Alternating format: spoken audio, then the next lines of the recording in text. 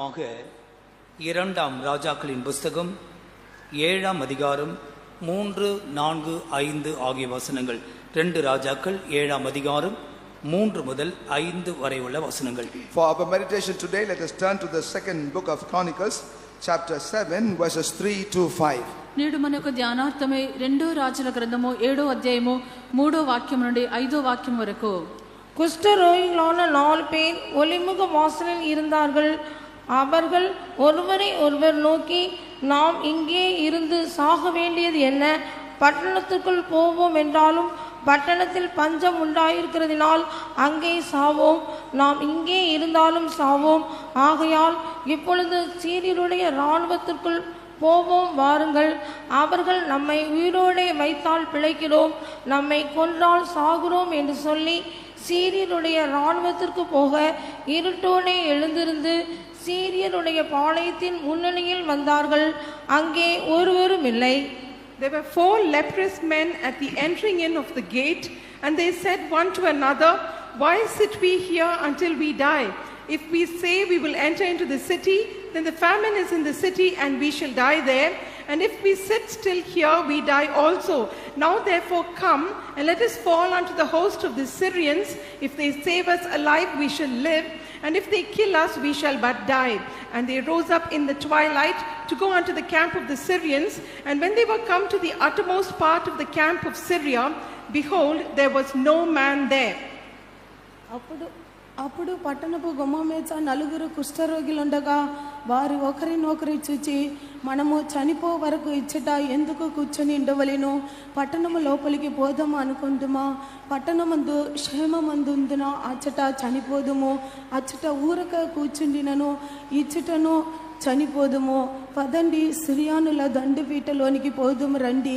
వారు మనలను బ్రతకనిచ్చిన బ్రతుకుదుము, మనలను చంపిన చద్దుమని చెప్పుకొని సంధి చీకటి అందు సిరియానుల దండుపీటలోనికి పోవాలని లేచి సిరియానుల దండు లోపలి భాగమునకు రాగా అచ్చట ఎవరునూ കണപടക്കപ്പോയിരി.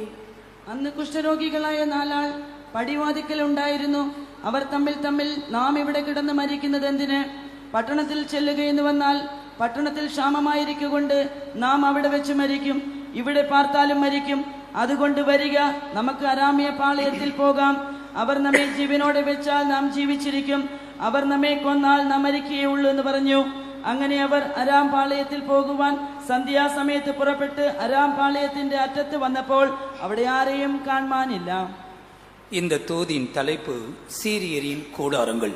The title of this message is the tents of the Syrians. నేడు మన యొక్క వర్తమానము ఈ యొక్క సిరియనుల గుడారము. வாசித்த வேத பகுதியில் மரணம் விரட்டி கொண்டிருந்த 4 குஷ்டரோகிகளை குறித்து படிக்கிறோம். In the portion that has been read there, we read about 4 lepers whose life has been chased by death. మనం చదివినటువంటి వేదవాక్యమందు ఒక మరణము తరుముచున్నటువంటి కార్యము గురించి చదువుచున్నాము. யூத பூர்வ எழுத்தாளர்கள் இந்த 4 குஷ்டரோகிகளை கேயாசியும் அவனுடைய 3 குமார்களும் என்று குறிப்பிடுகிறார்கள். The earliest Hebrew writers mentioned that these 4 lepers were Gehazi and also his children. దీని గురించి మనము చూచినప్పుడు గేహాజీ అతని యొక్క 3 కుమారులని చెప్పబడుచున్నది. இந்த சரித்திரத்தின் சுருக்கத்தை முதலாவது சொல்லுகிறேன். Let me briefly share with you about the history of this. ఈ యొక్క చరిత్రను గురించిన క్లుప్తమైన విషయం చెప్పేదను. இது சமாரியாவில் நடந்த சம்பவம். Now this is an event that took place in Samaria. ఇది సమరయాలో జరిగినటువంటి సంభవము. 6ஆம் அதிகாரத்தின் 24ஆம் வசனத்தில் பெனதாத் தன் ராணுவத்தோடு வந்து இந்த பட்டணத்தை முற்றுகை போட்டான். As we read chapter 6 verse 24, there we read that King Ben-Hadad come and camped against this particular city. 6వ అధ్యాయం 24వ వాక్యమందు బెన్హదాదు రాజు తన యొక్క సైన్యమంతటి సమకూర్చుకొని వచ్చి పట్టణమును ముట్టడి వేసెను. இந்த முற்றுகையின் நிமித்தமாக ஜனங்கள் தங்களுடைய சொந்த பிள்ளைகளையே சமைத்து தின்றுகிற அளவுக்கு பஞ்சம் கொடுமையாக இருந்தது. As a result of this besiege, famine struck the city so severe that the women would even slay their own children, cook and eat. ఈ యొక్క ముట్టడి వేయుటను బట్టి అక్కడ ఉండినటువంటి జనులు తమ యొక్క సొంత పిల్లలే వండుకొని తినినటువంటిగా అంతగా క్షామం అక్కడ కనిపించినది. ஆகிய தேசத்தை மரணம் விரட்டிக்கொண்டே இருந்தது. And that is how the land was chased by death. కావున యొక్క దేశంను మరణము వెంటాడుచు ఉండెను. இந்த ஒளிமுக வாசலில் இருந்த 4 இந்த மனுஷர்கள் அவர்கள் ஒரு சீரியரின் இராணுவத்திற்கு உள்ளவே போகலாம் என்று தீர்மானித்து வருகிறார்கள். At that time where these 4 lepers are seated at the gate and they have determined to enter into the camp of the Syrians. ఈ యొక్క పట్టణం యొక్క గుమ్మమునద ఉండినటువంటి యొక్క కుష్ఠరోగులు సిరియన్ల యొక్క దండపేటలోనికి వెళ్ళదమని చెప్పి తీర్మానించిరి. இராணுவங்கள் தங்கியிருந்த கூடாரங்களை போய் பார்த்தால் ஒரு மனுஷரும் அங்கே இல்லை. When they entered into the camp where the Syrian army stayed, there were not a man. ఆ యొక్క దండపేటలోనికి వెళ్ళి చూచినప్పుడు అక్కడ ఎవరు కూడా కనిపించలేదు. ஆனால் அந்த கூடாரங்கள் ஆசீர்வாதமான கூடாரங்களாய் இவர்களுக்கு போதுமானதான பொருட்கள் நிரம்பின கூடாரமாக இருந்தது. However, those camps were so sumptuous with the substances that they were in need, and therefore those turned out to be a camps of blessing for them. ఆ యొక్క దండపేటలోనికి వెళ్ళి చూచినప్పుడు అక్కడ ఆశీర్వాదకరముగాను వీరికి కావలసినటువంటి సమస్తం అక్కడ కనిపించినవి. பிற்பாடு இந்த செய்தியை கொண்டு போய் ராஜாவின் அரண்மனையாருக்கு அறிவித்தார்கள். And subsequently they brought this good tidings unto the king and declared in the palace. దాని పిమ్మట వారి యొక్క శుభవర్తమానంను తీసుకుని వెళ్లి రాజు యొక్క అంతఃపురంలో తెలియజేసిరి. தேசத்தின் பஞ்சம் மாறினது. As a result, the famine in the land got changed. దేశం యొక్క క్షామము మార్చబడినది. இந்த சம்பவத்தை ஆவிக்குரிய கண்ணோட்டத்தில் இன்னைக்கு நாம் படிக்க போகிறோம். Today, however, we will look at this event from a spiritual perspective. ఈ యొక్క సంభవమును మనము ఆత్మీయ నేత్రములతో చూచినప్పుడు இதை 4 பிரிவாக பிரிக்கலாம். We distribute this into four sections. దీన్ని 4 అంశములుగా విభజింపవచ్చును. முதலாவதாக இந்த 4 குஷ்டரோகிகள். First and the foremost, the 4 lepers. మొదటిగా 4 కుష్ఠరోగులు. இவர்களை குறித்து படிக்கும் பொழுது இவர்கள் பாவிக்கு நிழலாக இருக்கிறார்கள். When we study about them, they are but a shadow unto sinners. వీరిని గురించి మనం చదివినప్పుడు ఒక పాపికి సూచనగా ఉన్నారు. ஒரு பாவியின் நிலவரம் எப்படிப்பட்டதாக இருக்கும்? How shall be the condition of a sinner? ఒక పాపి యొక్క స్థితి ఎలాగుండును? பிரியமானவர்களே, அவனுடைய நிலவரம் ஒரு பரிதாபமான நிலவரம் தான். Beloved, indeed their condition is miserable. ప్రియులారా, వారి యొక్క పరిస్థితి పరితాపకరమైనది. லேவி ராகமம் 13ஆம் அதிகாரத்தின் 14ஆம் வசனத்திலிருந்து படிக்கும் பொழுது அவன் செய்ய வேண்டிய 5 காரியங்கள் அங்கே சொல்லப்பட்டிருக்கிறது. As we read the book of Leviticus chapter 13, as we read from verses 14, we understand the 5 things that he will have to do. లేవియ కాండము 13వ అధ్యాయము 14వ వాక్యముని చదివినప్పుడు అతడు చేయవలసిన 5 కార్యములు చెప్పబడి ఉన్నవి. 13:44 இருந்து தமிழ் மாத்திரம் படிங்கள். 13:44 லேவி ராகமம். அவன் குஷ்டரோகி, அவன் தீட்டுள்ளவன், ஆசாரியன் அவனை தீட்டுள்ளவன் என்று தீர்க்க கடவன். அவன் வியாதி அவன் தலையிலே இருக்கிறது.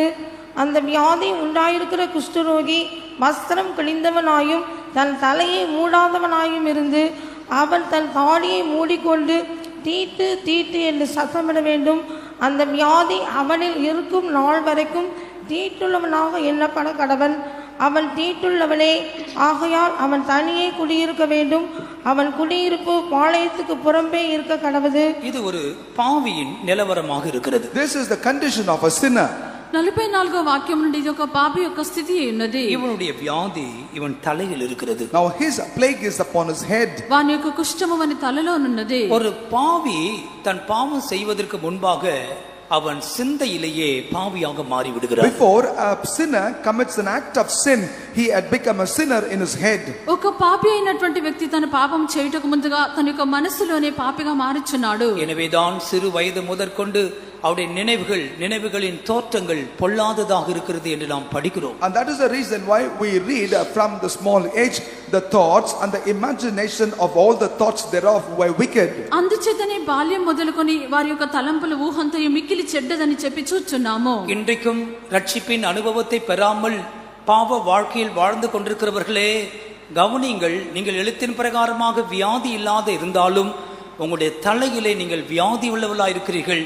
உங்களுடைய பாவம் உங்களை ஒரு வியாதியஸ்தனை போல வைத்திருக்கிறது. Those of you that are leading a life of sin without receiving salvation, apparently literally you might not have any sickness in your head, but spiritually in your head you have the nature or the thoughts of sin, therefore you have the sickness in your head.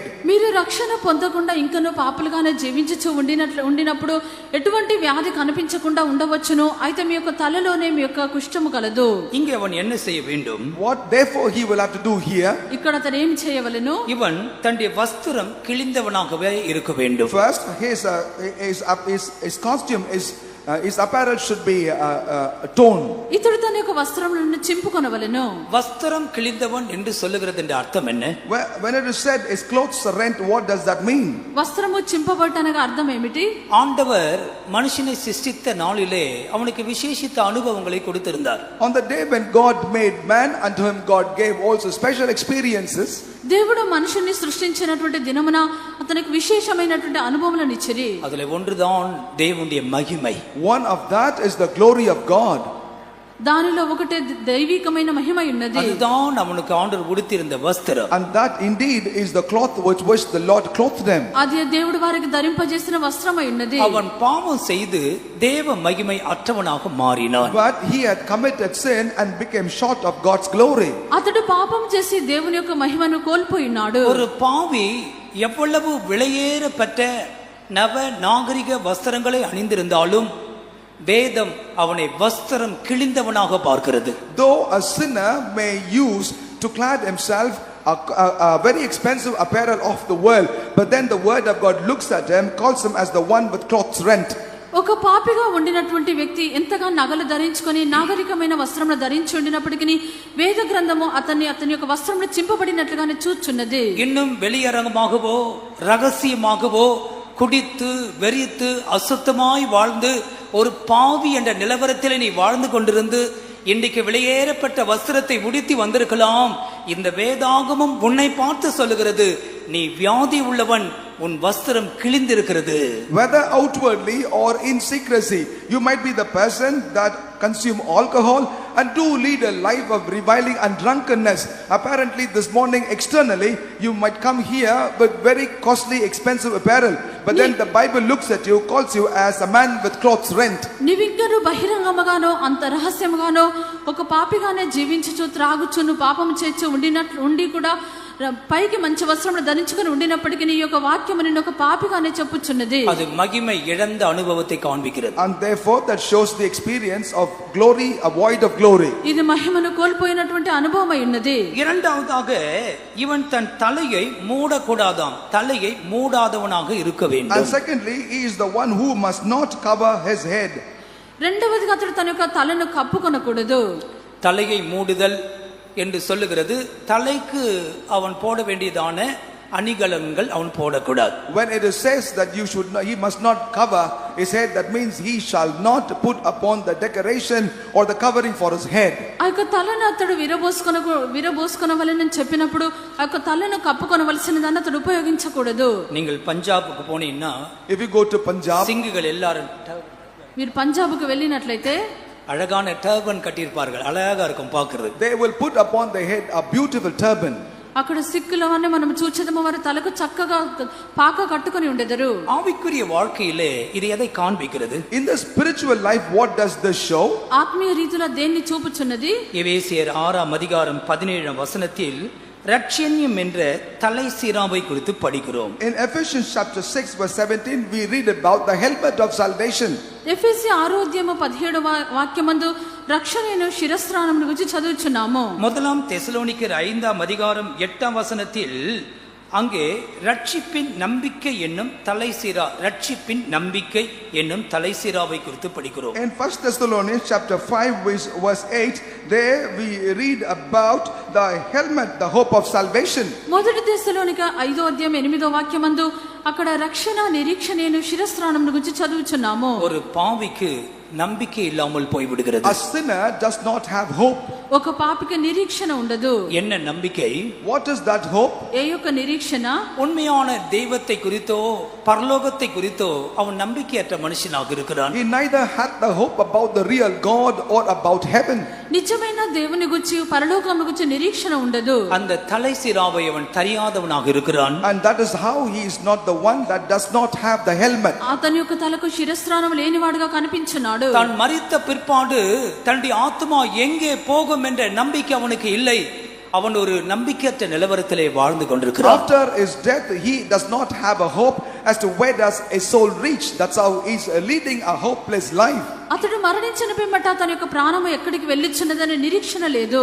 எனவே இவன் தலையை மூடாதவனாய் இருக்கிறான் என்று வேதம் And சொல்லுகிறது. that is the reason why the Bible says he is with a bare head. అందుచేత అతడు తలను కప్పుకొనని వాడని చెప్పబడుచున్నది. மூன்றாவதாக அவன் என்ன செய்ய வேண்டும்? What is the third thing that he must do? మూడవదిగా అతడు ఏమి చేయవలెను? நன்றாக கவனிங்கள், என்னை பாருங்கள். Please look at me and listen to me carefully. శ్రద్ధగా ఆలకించుడి. அவன் தாடியை அப்படி மூடிக்கொள்ளணுமா? He need to cover up his upper lip. తన యొక్క పై పెదవిని కప్పుకొనవలెను. ஏன்? Why? ఎందుకు? இவனுடைய சுவாசத்தை மற்றவர்கள் மேல் அது படும் பொழுதே அது அவர்களுக்கு பிரச்சனையாக மாறும் என்பதை ஆண்டவர் சொல்லிக் கொடுக்கிறார். நீ வெளியே வரும் பொழுது இப்படி மூடிக்கொள். The Lord himself is teaching as to how his breath could be contagious and bring forth some other problem to the others. Therefore you will have to cover up his upper lip. అతని యొక్క శ్వాస ఇతరుల మీద పడినప్పుడు అక్కడ సమస్య కలుగుచున్నది. అందుచేత తన యొక్క పై పదవిని తన కప్పుకొనవలెను. ஹாஸ்பிட்டலுக்கு போகும்போது சிலரை விசிட் பண்ணும் பொழுது வெளியே கொடுத்துறார்கள் முகத்தை மூடிக்கொள். When we go to visit somebody in the hospital, right at the outset they give unto us a mask to cover our face. ఆసుపత్రికి వెళ్ళి చూచుటకు వెళ్ళినప్పుడు అక్కడ బయట ముఖమును కప్పుకొని గుడ్డని ఇచ్చుచున్నారు. இங்கே இந்த சுவாசம் என்ற பகுதி அவனுடைய வார்த்தைகளை தான் காண்பிக்கிறது. Here the breath refer unto the words of his mouth. ఈ యొక్క శ్వాస అని చెప్పినప్పుడు తన యొక్క నోటి మాటలు ఎన్నవి. பாவத்தில் வாழ்ந்து கொண்டிருக்கிற ஒரு மனுஷனுடைய அவனுடைய அகராதி, அவனுடைய டிக்ஷனரி பாருங்கள், அவனுக்கு பரிசுத்த வார்த்தைகள் குறைந்திருக்கும், கெட்ட வார்த்தைகள் நிறைய இருக்கும். A man who is leading a sinful life, if you were to consider his dictionary, there you will not find good words, but you will be able to see lots of vulgar and bad words. పాపమునందు జీవించినటువంటి వ్యక్తి యొక్క నిఘంటు మనం చూచినట్లయితే అతని యొక్క నోటి నుండి వచ్చే మాటలన్నీ అపవిత్రమైనవిగానే ఉండును. அரசாங்கத்தில் ஒரு உயர் அதிகாரியாக இருந்தவர் There was a நான் இருந்த சபைக்கு மாறி வந்தார். There was a big officer in the government who got transferred and came over to the church where I was ministering. ప్రభుత్వమునందు గొప్ప అధికారిగా ఉండినటువంటి ఒక వ్యక్తి ఇక్కడికి బదిలీ చేయబడి వచ్చిరి. அது ஒரு சிறிய டவுனாக இருந்தது. And that was a small town. అదొక చిన్న పట్టణంగా ఉండెను. 2 வயது அல்லது 3 வயது ஒரு பையன் இருந்தார். There was a boy who was 2 or 3 years old. 2-3 సంవత్సరములకు అబ్బాయి ఉండెను. வந்து சில 2-3 மாதங்கள் இருக்கும் அவர் என்னை பார்க்க வந்தார். In about 2 or 3 months perhaps he had come to see me. 2-3 నెలలైన తర్వాత నన్ను చూచుటకు వచ్చిరి. சொன்னா பாஸ்டர் எனக்கு இந்த ஏரியா பிடிக்கல, நான் மாறி போகணும்னு சொன்னார். And then he had told unto me that he dislikes that place, therefore pastor I need to get transferred. Pastor గారి యొక్క ఏరియా నాకు నచ్చలేదు, నేను ఇక్కడ నుండి వెళ్ళవలెను. நான் ஏன் என்று கேட்டேன். I asked him as to why. నేను ఎందుకు అని అడిగి ఉన్నాను. சொன்னார், இந்த சிறு பையன் எங்க ஸ்ட்ரீட்ல இருக்கிற மற்ற பையனுடைய லாங்குவேஜ் கத்துக்கிற அவனுடைய வார்த்தை வித்தியாசமா மாறுது, எனக்கு இது பயமா இருக்கு, என்ன இப்படியே பேச ஆரம்பித்தான்னா அது என்ன நடக்குமோ தெரியவில்லை. My little child is picking up the language from the street which is not good. If we continue to grow in this area with this kind of setup, I don't know what will be the end of him. ఈ యొక్క చిన్నవాడు యొక్క ఏరియాలో ఉండినటువంటి పిల్లలతో చేరి వారి యొక్క భాషను నేర్చుకొనిచున్నాడు. ఈ రీతిగానే వదిలేసినట్లయితే భయంగా ఉందని చెప్పిరి. சுத்திகரிக்கப்படாத இருதயத்தில் இருந்துதான் கெட்ட வார்த்தைகள் புறப்பட்டு வரும். It is only from unclean hearts bad words will come. శుద్ధీకరించబడినటువంటి హృదయం నుండి ఇక చెడ్డ మాటలు బయలుదేరును. நீ ஒரு பரிசுத்தாவி பெற்றவனாக இருந்து கிறிஸ்தவனாக இருந்து நீ கெட்ட வார்த்தை பேசுவான் என்றால் உன்னுடைய வாயிலிருந்து துர்நாற்றம் தான் வரும். எனவே நீ அதை மூடிக்கொள். Having been a Christian and also having received the anointing of the Holy Spirit, if you still speak bad words, then from your mouth only foul smell will come. Therefore it is better for you to cover up your mouth. నీవు ఇటువంటి ఒక పాపిగానే జీవించినట్లయితే నీ యొక్క నోటి నుండి వచ్చినటువంటి బూతులైనటువంటి మాటలు ఉన్నవి, కావున నీకు పై పెదవిని నువ్వు కప్పుకొనవలెను. சில இடங்களிலே ஜனங்கள் பேசுவதை கேட்க கூட முடியாது, காதை அடைத்துக் கொள்ள வேண்டும்.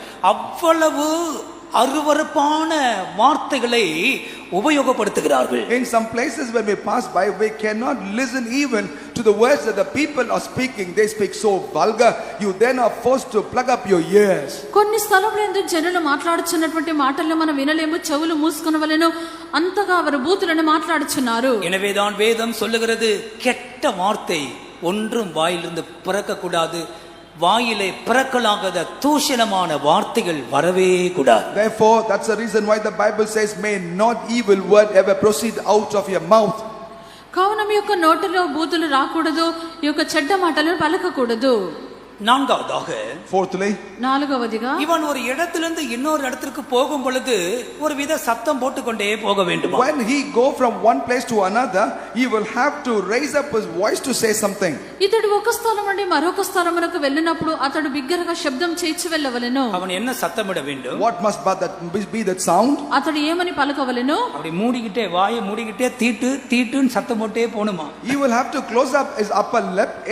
It raise up a sound to say uncleanness, uncleanness. అతడు తన ఒక పై పెదవిని కప్పుకొని అపవిత్రుడను అపవిత్రుడనని బిగ్గరగా పలకవలెను. மற்றவர்கள் இவனை நெருங்க கூடாது என்பதற்காக அவனே சொல்ல வேண்டும். The meaning is that lest others should come nigh unto him, he himself will have to shout like that. ఇతరులు అతని యొద్దకి సమీపించకుండానట్లుగా అతడే చెప్పవలెను. இதனுடைய ஆவிக்குரிய அர்த்தம் என்ன? What is the spiritual interpretation of that? దీని యొక్క ఆత్మీయ అర్థం ఏమిటి? ஒரு பாவியின் மனசாட்சி அவனுக்குள்ள இருந்து சத்தமிட்டு கொண்டே இருக்கும். The conscience of a sinner from being within himself will be shouting all the time. ఒక పాపి యొక్క మనసాక్షి వారి నుండి ఎల్లప్పుడూ బిగ్గరగా అరుచునే ఉండును. இந்த டெஸ்ட் நீங்க எழுதி கொள்ளுங்கள். You shall write this test for yourself. ఈ యొక్క పరీక్షను మీరే రాసుకొనుడి. லாஸ்ட் வீக் விரும்பத்தகாத செயல்கள், பாவ செயல்கள் உங்களுடைய வாழ்க்கையில் வந்திருந்தால் உங்களுடைய மனசாட்சியை கத்துவதை கொஞ்சம் கூர்ந்து கவனித்து பாருங்கள். அது சத்தம் போட்டுட்டே இருக்கும். நீ இப்படி தப்பு பண்ணிட்ட, நீ பண்ணிட்ட. நான் சொல்றது உண்மையா பொய்யா? உண்மைன்றவங்களாம் கை தூக்கும் பார்க்கலாம். உள்ள இருந்து சத்தம் போட்டுக்கிட்டே இருக்கு. It could be shouting from within ourselves. If there had been any unwanted word or a deed that ever emerged in our life, that would have tormented us the whole last week. మీరు యొక్క గతించినటువంటి వారమందు అపవిత్రమైనటువంటి దేవునికి ఇష్టం లేని కార్యం చేసి ఉండినట్లయితే మీ యొక్క మనస్సాక్షి యందు ఒక శబ్దం వినబడుచునే ఉండును. ரோமர் 2:15 மனசாட்சி சாட்சியிடுகிறதாம். As we come to Romans chapter 2 verse 15, there we note that our conscience bear a witness for us. రోమర్ 2:15 మనస్సాక్షి సాక్ష్యం ఇచ్చుచున్నది. இந்த மனசாட்சி ஆண்டவர் கொடுத்த ஒரு தீபம். Now this conscience is the lamp that the Lord had given unto us. ఈ యొక్క మనస్సాక్షి అని చెప్పినప్పుడు దేవుడు ఇచ్చినటువంటి దీపమై ఉన్నది. ஒரு பாவியின் வாழ்க்கையிலே அவனை குற்றப்படுத்தி கொண்டிருக்கிற ஒரு மனசாட்சியை பார்க்கிறோம். We are able to thus see a conscience that is going on blaming the life of a sinner. ఒక పాపి యొక్క జీవితమునందు వారి మీద నేరారోపణ చేయనటువంటి మనస్సాక్షిని చూచున్నాము. அருமையான சிநேகிதனே, பரிசுத்த ஆராதனைக்கு வந்திருக்கிறாய், இன்னும் பரிசுத்தப்படாத சுபாவத்தோடு வாழ்ந்திருப்பாயானால் உனக்குள் தோன்றுகிற இந்த சத்தத்தை கவனி. நீ சீக்கிரமாய் அதிலிருந்து மனம் திரும்ப வேண்டும். Beloved friend, you have come to the holy sanctuary to serve the Lord. If still there is a blasphemous or a bad word that has come in your life, pay attention to listen to the sound of the conscience, for that is going on warning you. ప్రియమైనటువంటి స్నేహితుడా, నీవు ఇంకా ఇటువంటి కార్యములందు జీవించుచు నీలో ఇటువంటి ఒక శబ్దము వినబడుచు ఉండినట్లయితే నువ్వు మారు మనసును పొందవలెను. 46 வசனம் என்ன சொல்லுகிறது? What does verse 46 say? 46వ వాక్యము, இந்த வியாதி, இந்த பாவம் அவனுடைய வாழ்க்கையில் இருக்கும் மட்டும், As long as this plague and this sin abide in his life, ఈ యొక్క వ్యాధి అతనికి ఉండినంత వరకు அவன் தனியே குடியிருக்க வேண்டும். அவனுடைய குடியிருப்பு பாளையத்திற்கு புறம்பே இருக்க வேண்டும். he shall dwell all alone, without the camp shall his habitation be. అతడు ప్రత్యేకంగా నివసింపవలెను. అతని యొక్క నివాసము పాలెమునకు వెలుపల ఉండవలెను. அவன் தனியே இருக்கிறான் என்று சொல்லுகிறது அர்த்தம் அவன் தேவனோடு ஐக்கியமில்லாதவனாக மாறி விடுகிறான். When it is said he shall dwell alone, that means he is without any fellowship with God. అతడు ప్రత్యేకంగానే నివసింపవలెని చెప్పినప్పుడు దేవునితో సహవాసం లేనివాడు. உனக்குள் பாவம் குடிக்கொண்டிருக்க மட்டும் நீ தனித்து தான் குடியிருக்கிறாய். உன்னை சிருஷ்டித்த உன்னுடைய பிதாவுக்கு அல்லது உன்னுடைய மீட்பரோடு கூட உன்னால் ஐக்கியமா இருக்க முடியாது. As long as sin abide in you, you will have to dwell all alone. You shall not be in fellowship with God the Father who hath created you. నీలో పాపము ఉండునంత వరకు నువ్వు ఒంటరిగానే నివసించినావు. నిన్ను సృష్టించినటువంటి దేవునితో నీకు సహవాసం లేదు. சபைக்கு வந்து கொண்டு இருந்து கொண்டு தீமையான காரியங்களை தலையிட்டு அசுத்தமாய் வாழ்ந்து குடித்து வெறித்து கொண்டு ஒரு மாய்மால வாழ்க்கை நீ வாழ்ந்து கொண்டிருப்பாயானால் விளங்கிக்கொள், நீ தனித்திருக்கிறாய். உனக்கும் இந்த தெய்வத்திற்கும் சம்பந்தம் இல்லை. Even after having had come to the church, if you continue to live in your lifestyle where it is filled with alcohol, drunkenness, reveling, then you have to understand that you are living all alone. There is no connection whatsoever between you and your God. నీవు సంఘమునకు వచ్చుచునే చేయకూడనటువంటి కార్యములు చేయుచు త్రాగుచు అపవిత్రమైనటువంటి కార్యములను చూచు ఉండినట్లయితే నువ్వు గ్రహించవలెను, నువ్వు ఒంటరిగానే నివసించున్నావు. தனிமையா இருப்பது நல்லதல்ல. It is not good for you to dwell alone. ఒంటరిగా ఉండటం మంచిది కాదు. உன்னுடைய பாவங்களுக்காக மனஸ்தாபப்பட்டு அதை விட்டு விடும்படி தேவன் பக்கம் திரும்பு. ஆண்டவர் உன்னை தன்னோடு சேர்த்து கொள்ளட்டும். Repenting for your sins, you shall return unto the Lord. May God once again gather you unto himself. నీ యొక్క పాపములు క్షమించి దేవుని వైపు చేర్చుకొని నిమిత్తము వాటిని వదిలిపెట్టి నువ్వు తిరిగి రమ్ము. அவன் பாளையத்திற்கு புறம்பே இருக்கிறான். And he is outside the camp. అతడు పాలెమునకు వెలుపల ఉండవలెను. இந்த பாளையம் தெய்வத்தின் சபையை காண்பிக்கிறது. Now this camp refer to the church of God. ఈ యొక్క పాలెము అని చెప్పినప్పుడు దేవుని యొక్క సంఘమైనది. பரிசுத்தவான்களின் ஐக்கியத்தை காண்பிக்கிறது. And this shows the fellowship of the saints of God. పరిశుద్ధుల యొక్క సహవాసమైనది. ஆதாம் பாவம் செய்த பொழுது தோட்டத்தை விட்டு துரத்தப்பட்டான். When Adam committed sin, he was chased out of the garden. ఆదాము పాపం చేసినప్పుడు తోట నుండి బయటికి వెళ్ళగొట్టబడెను. ஒரு பாவிக்கு பரிசுத்தவான்களுடைய சபையிலே ஐக்கியம் இல்லை. A sinner has no fellowship with the church of the saints of God. ఒక పాపికి పరిశుద్ధుల యొక్క సహవాసమునందు అతనికి సహవాసము లేదు. பாவிகள் நீதிமான்களின் சபையிலே நிலைத்திருக்க முடியாது. For the sinners cannot stand in the congregation of the righteous. పాపులు నీతిమంతుల యొక్క సంఘంలో నిలువనేరరు. நீ இந்த கூட்டத்துக்கு வந்து உட்கார்ந்திருக்கலாம், ஆனால் உன்னுடைய ஆவியோ பாளையத்துக்கு புறம்பே இருக்கிறது. You may have come to this meeting and is found seated, but yet your soul is outside the camp. నీవు కూటములకు వచ్చి కూర్చుండవచ్చును, అయితే నీ యొక్క ఆత్మ అయితే నీ యొక్క నివాసం అయితే పాలెముకు వెలుపలే ఉన్నది. பிதாவோடும் கர்த்தருடைய ஜனங்களோடும் ஐக்கியமில்லாத இடத்திற்கு ஒவ்வொரு பாவிகளும் வந்து சேருகிறார்கள். Every sinner therefore come into a place where they have no fellowship with God and with the children of God. తండ్రితోను దేవుని యొక్క పిల్లలతోను సహవాసం లేని వారుగా ఉన్నారు. தேவநாமத்திற்கு மகிமை உண்டாகட்டும். Glory be to the name of God. దేవుని నామమునకు మహిమ కలుగును గాక. இப்போது இந்த விஷயத்திற்கு நாம் வருவோம். Now let us come to this matter. ఇప్పుడు ఈ యొక్క విషయంలోకి వచ్చేదము. இந்த 4 பேர் எடுத்ததான சில தீர்மானங்கள், இது இரண்டாவது பகுதி. Now the second aspect is the decisions that the 4 leprous men have obtained. ఇది రెండవ అంశము. ఈ యొక్క నలుగురు తీసుకున్న తీర్మానములు. இதிலே கூட 4 விசேஷித்த காரியங்களை நாம் சிந்திக்க வேண்டியிருக்கிறது. There also are 4 important indictments that we need to meditate. ఇక్కడ కూడా 4 విశేషమైన కార్యములు చూడవలసి ఉన్నది. இவர்கள் ஒரு தீர்மானத்துக்கு வருகிறார்கள். First and the foremost, they have come into a decision. వీరు ఒక తీర్మానంకు వచ్చిరి. ஒரு மனுஷன் தெளிந்த அல்லது ஒரு தீர்மானத்துக்கு வர வேண்டுமானால் அவனுக்கு ஒரு தெளிந்த புத்தி தேவை. If at all a person will have to come unto a decision, then he is in need of a sober mind. ఒక మనుషుడు ఒక తీర్మానంకు రావాలంటే అతనికి స్వస్థ బుద్ధి ఉండవలెను. இளைய குமாரனை குறித்து படிக்கும் பொழுது As we read about the prodigal son, ఆ యొక్క తప్పిపోయిన కుమారుని గురించి చదివినప్పుడు லூக்கா சுவிசேஷம் 15ஆம் அதிகாரம் 17ஆம் வசனத்தில் அவனுக்கு புத்தி தெளிந்த பொழுது என்று நாம் படிக்கிறோம். as we read Luke's Gospel chapter 15 verse 17, that when he came to his mind, లూకా సువార్త 15వ అధ్యాయము 17వ వాక్యమందు అతడు బుద్ధి వచ్చినప్పుడు అని చదువుచున్నాము. பிசாசானவன் ஒவ்வொரு மனுஷனையும் ஒவ்வொரு பாவியுடைய மனதை அவன் குருடாக்குகிறான். அந்த மனது தெளிவில்லாமல் இருக்கிறது. The devil is blinding the mind of every sinner, and as a result of that there is no sobriety in that mind. అపవాది ప్రతి పాపి యొక్క మనస్సును వారి యొక్క బుద్ధిని గుడ్డితనముగా చేయుచున్నాడు. இவர்கள் எடுத்த முதலாவது தீர்மானம் என்ன? What is the first decision that they have made? వీరు మొదటిగా తీసుకున్న తీర్మానం ఏమిటి? 2 ராஜாக்கள் 7ஆம் அதிகாரம் 3ஆம் வசனத்தை ஒரு முறை கூட படியுங்கள். Let us read one more time 2 Kings chapter 7 verse 3. రెండో రాజులు 7వ అధ్యాయము 3వ వాక్యము. குஷ்ட ரோகிகளான 4 பேர் ஒளிமுக வாசலில் இருந்தார்கள். அவர்கள் ஒருவரை ஒருவர் நோக்கி, நாம் இங்கே இருந்து சாக வேண்டியது என்ன? நாம் இங்கே இருந்து சாக வேண்டியது என்ன? Why must we sit here until we die? మనం ఇక్కడ కూర్చుండి ఎందుకు చచ్చిపోవలెను? மரணம் இருக்கிற முதலாவது இடம். This is the first place where death is. మొట్టమొదటిగా ఉండిన స్థలము మరణము. முதலாவது மரணம் இருக்கிற இடம் எங்கே? Where is the death?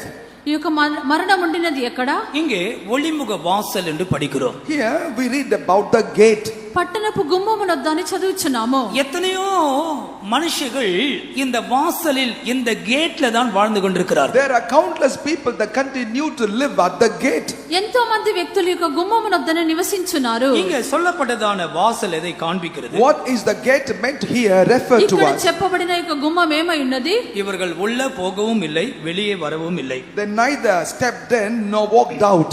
వీరు లోపలికి వెళ్ళలేదు, వెలుపలికి రాలేదు. இதுதான் லவோதிக்கேயா சபையை போல. And this is the condition of the Laodicean church. ఈ యొక్క లవోదికయ సంఘము వలె. வெளிப்படுத்தல் 3ஆம் அதிகாரம் 15ஆம் வசனத்தில் Book of Revelation chapter 3 verse 17. ప్రకటన గ్రంథం 3వ అధ్యాయము 15వ వాక్యమందు அவர்கள் குளிரும் அல்ல அனலும் அல்ல. They are neither cold nor hot. వీరు చల్లగానైనను వెచ్చగానైనను లేరు. அவர்கள் வெதுவெதுப்பான நிலவரத்திலே But இருக்கிறார்கள். they were in lukewarm state. వీరు నిలువెచ్చని స్థితిలో ఉన్నారు. எனவேதான் ஆண்டவர் சொல்லுகிறார், உன்னை என் வாயினின்று வாந்தி பண்ணி போடுவேன். And that is the reason why the Lord said, I will spew you out of my mouth. కావున ప్రభు చెప్పిరి, నేను నిన్ను నా నోట నుండి ఉమ్మివేయను ఉద్దేశించున్నాను. அநேகர் கூட்டங்களுக்கு வருகிறார்கள். Many do come to the meetings. అనేకులు కూటంలోకి వచ్చుచున్నారు. அவர்கள் உள்ளவும் வர்றதில்லை, வெளியும் போறதில்லை. They neither come in nor go out. వారు లోపలికి వచ్చటలేరు, వెలుపలికి వెళ్ళటలేరు. வாசலிலேயே வாழ்ந்து கொண்டிருக்கிறார்கள். And these are the ones that continue to live at the gate. వారు గుమ్మమునొద్దనే నివసించున్నారు. இதுதான் லோத்தின் வாழ்க்கை. And this also was the life of Lot.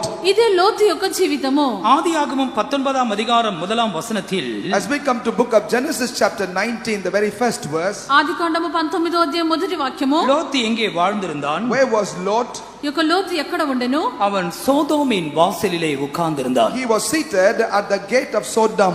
ఇతడు సొదొమ యొక్క గమని యొద్ద కూర్చొని ఉండెను. ஆண்டவருக்கு மகிமை உண்டாகட்டும். Glory be to the Lord. దేవునికి మహిమ కలుగును గాక. இந்த சோதோம் பெயர் கிறிஸ்தவ சபைகளை காண்பிக்கிறது. Now this Sodom referred to the nominal churches. ఈ యొక్క సొదొమ అని చెప్పినప్పుడు అది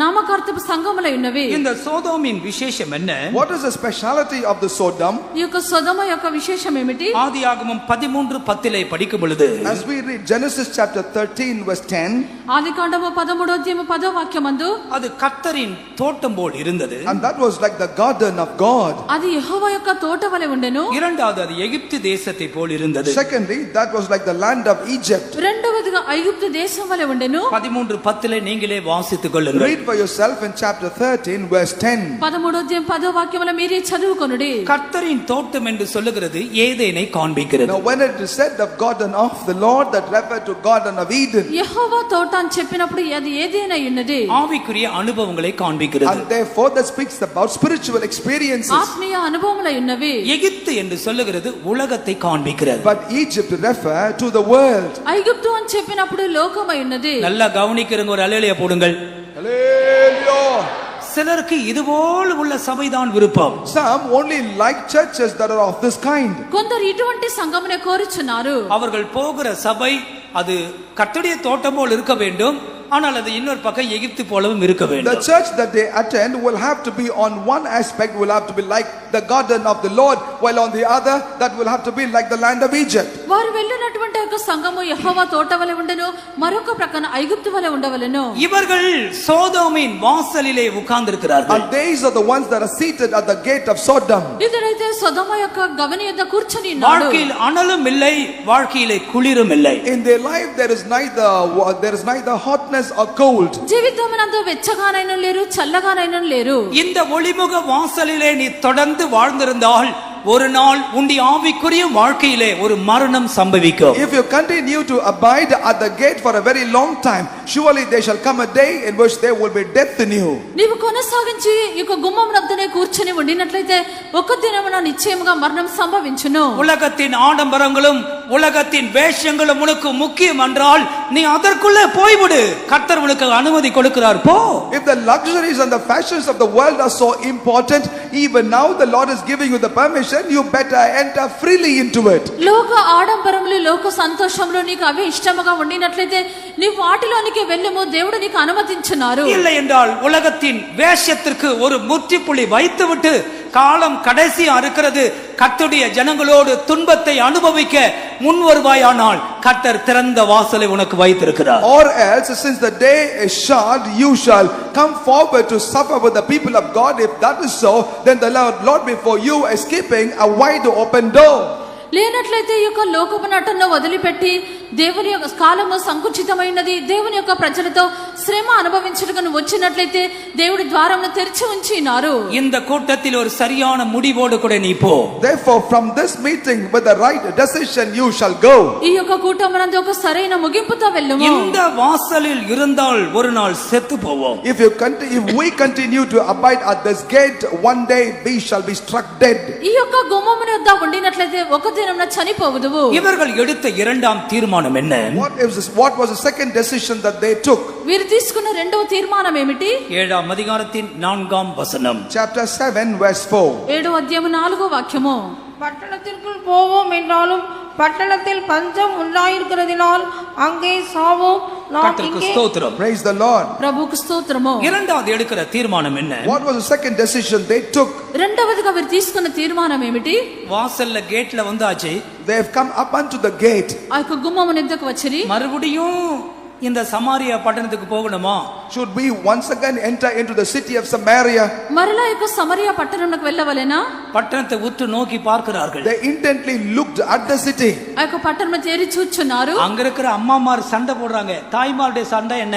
What was the quarrel of the mothers? అక్కడ ఉండిన తల్లులు కలహించున్నారు. ரெண்டு ஸ்திரீகள் பேசிக்கொண்டாங்க. இன்னைக்கு பசியா இருக்கவும் பிள்ளையாத்தா நம்ம இன்னைக்கு சமைச்சு சாப்பிட்டுறோம், நாளைக்கு ஏன் பிள்ளைய நீ சாப்பிடு. Two mothers were in Bible converse. இருக்கு, அந்த அளவுக்கு சண்டை போட்டுருக்கிறார்கள். It is in the Bible. To that extent they quarrel. The quarrel is, today I will give you my child, we will eat, tomorrow you shall give yours for us to consume. అక్కడ ఇద్దరు స్త్రీలు కలహించున్నారు. అదేమనగా ఈ దినమునకు నీ యొక్క కుమారుని ఆహారంనకిమో, రేపు నా యొక్క బిడ్డని ఇచ్చేదని చెప్పి కలహించున్నారు. వేదం குறிப்பிடுகிற இந்த పట్టణం எது?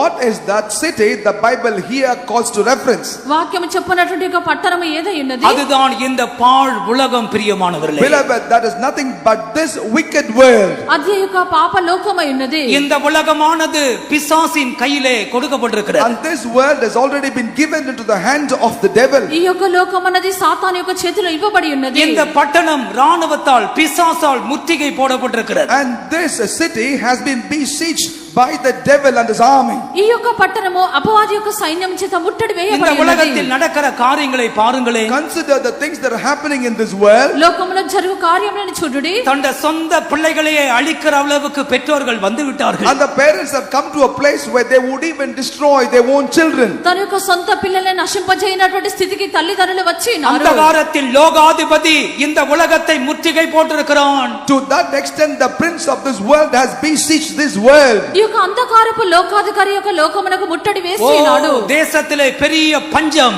There is a great famine in the land. దేశమునందు భయంకరమైన క్షామమై ఉన్నది. எதற்கு பஞ்சமா இருக்கிறது? For what this famine is? ఈ యొక్క క్షామం ఏమై ఉన్నది? ஒழுக்கத்திற்கு பஞ்சம். There is a famine, that is laxity for order.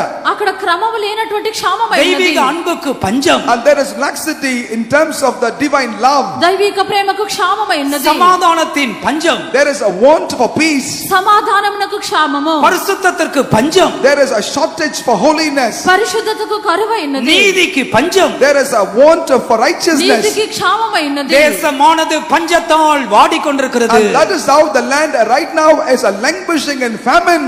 దేశమంతయు క్షామము చేత వాడిపోవచ్చున్నది. உலகத்தில் நடக்கிற காரியங்களை உற்று நோக்கி பாருங்கள். Therefore intently look at the things happening in the world today. లోకములో జరుగు కార్యములు మీరు తేరి చూడుడి. மதங்கள் மதங்களுக்கு விரோதமாய் சண்டையிட்டுக் கொண்டிருக்கிறது. And the religions are fighting against another religion. మతములు ఒకదానికొకటి వారు కలహించున్నారు. மனிதரை மதிப்பதற்கு ஆட்கள் இல்லை, அவர்களை சுட்டுக் கொல்லுகிறார்கள். There are no people to mutually respect another human being. They shoot people down dead. మనుష్య వర్గమును గౌరవించుటకు మనుషులేరు కాల్చి చంపుచున్నారు. ஒரு பக்கம் போதை వస్తుக்கள், On the one side there are drugs. ఒక ప్రక్కన మత్తు వస్తువులు, ஒரு பக்கம் ஆபாசமான காட்சிகள், On the other side there is pornography. మరొక ప్రక్కన ఇక పరిపాలన. மறுபடியுமாக இந்த பட்டணத்துக்கு நீ போகிறாயா?